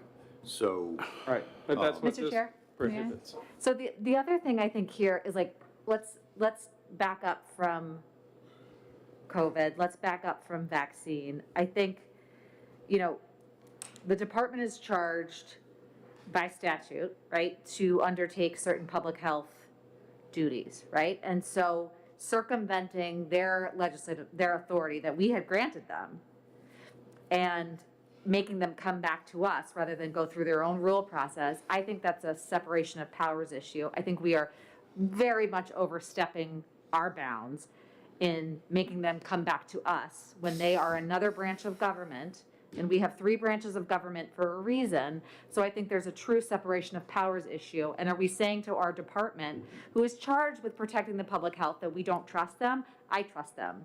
So I think this is overstepping. I would agree with you if there wasn't an approval required by GELCAR. There clearly is legislative oversight. This enhances that legislative oversight. It doesn't change it. It does change. Well, I disagree. It does change it. The GELCAR's approval, and I'm on GELCAR, it's very different what we can, when we review a rule, we are very limited by the statute, by 540A. We're very limited about our review, and that's on purpose, taking into account the Administrative Procedure Act and the legislature's role and the department's role. So I think this is a whole new process, taking it away from GELCAR. It's a whole new process. We have legislative approval through GELCAR. That should be enough. Okay. Could we make a quick comment? Yes. I thank you, Senator Whitley, for those comments. I would say that the department, just to reiterate again, has no plans to implement the COVID vaccine for school-age children. And as Senator Sherman pointed out, the FDA approval, the full FDA approval, is only approved now for ages 16 and up. So we would not undertake that. I just wanted to share that this does present a circumventing of our authority, and that moving forward, this would be sort of a slippery slope for any additional vaccines that we want to add through rulemaking. Okay. Thank you. Well, as I said, I think it's out on the table. We'll hear back over the next week or two, and then we'll Take a vote. I just want to add something really quickly. There was a witness this morning who said that the results in Sweden showed that no kids had problems. A woman was adamant, the pharmacist from Hampton. 65 children died in Sweden from COVID, documented. There were multiple ICU visits. Kids get sick, kids get long COVID. One of my constituents, we just placed down at Children's Hospital and with long COVID for follow-up. So it's really, this is real. So, and that's all I'm going to say. It's that this morning's was not accurate. Senator Gray. Throwing out that data makes me wonder, okay? I know that there are rumors that here in the United States that if I put COVID on the death certificate, their funeral gets paid for, and many doctors, even though COVID may not have been a contributing factor, listed it. I've been told that other doctors did list it for whatever reason unknown. So again, I don't doubt the senator's data, but before I believe it, I need some data that shows me what causes were, whether there was underlying conditions that the children suffered from, all of those things that mitigate the information, but the number 46 tends to get inflammatory. This was, actually it's 56, but this was Sweden, and their doctors don't lie. So I have to pipe up. This is my bill, and I really appreciate the compromise. But yes, this has been politicized prior to the election. And I remember President candidate at the time saying he didn't trust the FDA, as well as the vice president, who purposely said they didn't trust the FDA. That was their words, not mine. They politicized this. There is a politicization of a lot of the information that's out there. And it seems as though if anybody disagrees with the so-called science, they're demonized. So I could hold up a little bottle of baby powder and say, who'd have thunk it? 35, 45, 50 years later that this causes cervical cancer. We don't have the data as to what the long-term effects of this particular vaccination is on the children. We just don't. Nobody has answered me that. And we don't know. You cannot say that it's safe 5, 10, 15 years down the road. If baby powder has an effect, I want to know what the effect is before it becomes a mandate. Again, the now sitting president did say, I am not for mandates. Well, we're going to ensure that that doesn't happen, at least for the kids. Let's find out more information. Let's give them the opportunity to research the effects on individuals long term. You cannot watch a single commercial even on a thing of a rash without hearing this long laundry list of side effects. All we're saying is they're parents with legitimate concerns, with religious concerns, with medical concerns, that their children may have to have issues with this particular vaccine. I'm not anti-vax. I know that the hordes of people that are being sent all across this country most likely are not vaccinated, and maybe there's a new strain of tuberculosis that's out there that we don't know if we want a vaccine for that. But right now, yes, it has been politicized, but it's not just the anti-vaxxers. It's just not the anti-vaxxers. So I want to make sure that the parents have a voice and a choice. They want to vaccinate their children. They want to take that risk. Let's not take that away from them. That's all I want to say. I really appreciate the compromise. I think this is doable. I'm happy with the way my bill was already written. But I'm willing to compromise in the spirit that the parents know best for their children. That's all I want to say about it. Senator Sherman, you want to respond? And then we'll move on. I just want to say there is public comment, and there's already a process where the parents will have lots of input. So if that's all you want, let's not go down the political rabbit hole. Let's do what science, what we've done so many years so successfully with the HHS. They've got a process, and I would say let's adhere to it. Yeah. We're already down the political rat hole with this, and that's why. Well, one at a time. That's why there's a political solution, that if we want to mandate it, it goes before the general court, and everybody in the street, the representatives in the House and in the Senate that represent their districts and their people will have an opportunity to vote in favor of the voice of the people. That's who we represent first. Yeah, I will say that on the jail car process, and again, I'm on jail car, there is, there is robust public input. I mean, emails, and there are public hearings. Even before it gets to jail car, there are public hearings where parents can provide, and people do. And then if they don't get their voice heard in the public hearing, they can come to jail car and talk to us. Like, there is robust public input. There's already legislative oversight. So I think doing something like this builds on that politicization that you're talking about, right? Why fuel that fire when we all already have oversight? It's giving the people, the parents, the voice and the final word on this topic. Okay, I assume the debate's going to continue. The fact that we've distributed the amendment, we'll probably only hear more about it. I think there are two more bills that we can take up. Senator Carson's bill that we heard this morning, the Committee to Study Not-for-Profit Organizations and Liability Coverage, Senate Bill 457. Senator Sherman has moved ought to pass. I'll second. Seconded by Senator Whitley. Any discussion? All in favor say aye. Aye. Any opposed? And is there a motion for consent? So moved. It's been moved, it's been seconded. All in favor say aye. Aye. Any opposed? Good to go. All right, let's see. Who's going to take that out? I don't drink. Senator Sherman can have that one. All right. The next one is Senator French's bill. He asked us to interim study it, and I think we can accommodate that. Senator Gray has moved interim study, seconded by? Can you say the bill number? Senator Sherman's taking the last one. Right, but what's the bill number that we're on right French's now? bill. 323, sorry, Cam.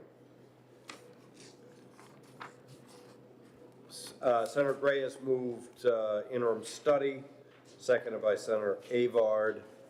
All in favor, say aye. Aye. Aye. Consent? Opposed? Didn't we put it? All right, we'll take a motion for consent. All in favor, say aye. Senator Avard moved, Aye. Senator Gray seconded Avard, that. Sherman. Okay. I'll take it out. All right, you can take that one out, Kevin. All right.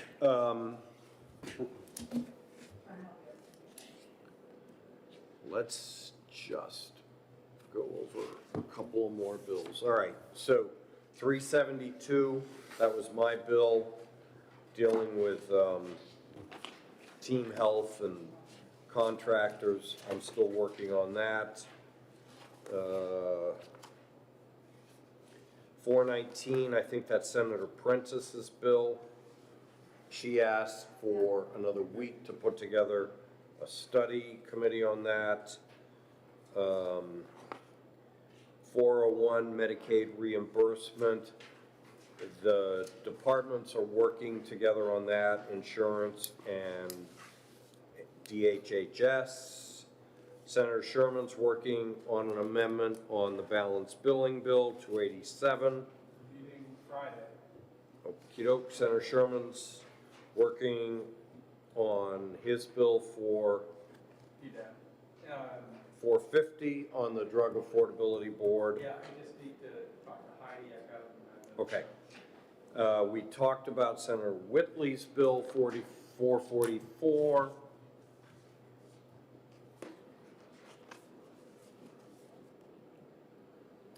Senator Avard's bill we discussed. 416 we discussed. 446 we discussed. And I think we have 3 hearings next. So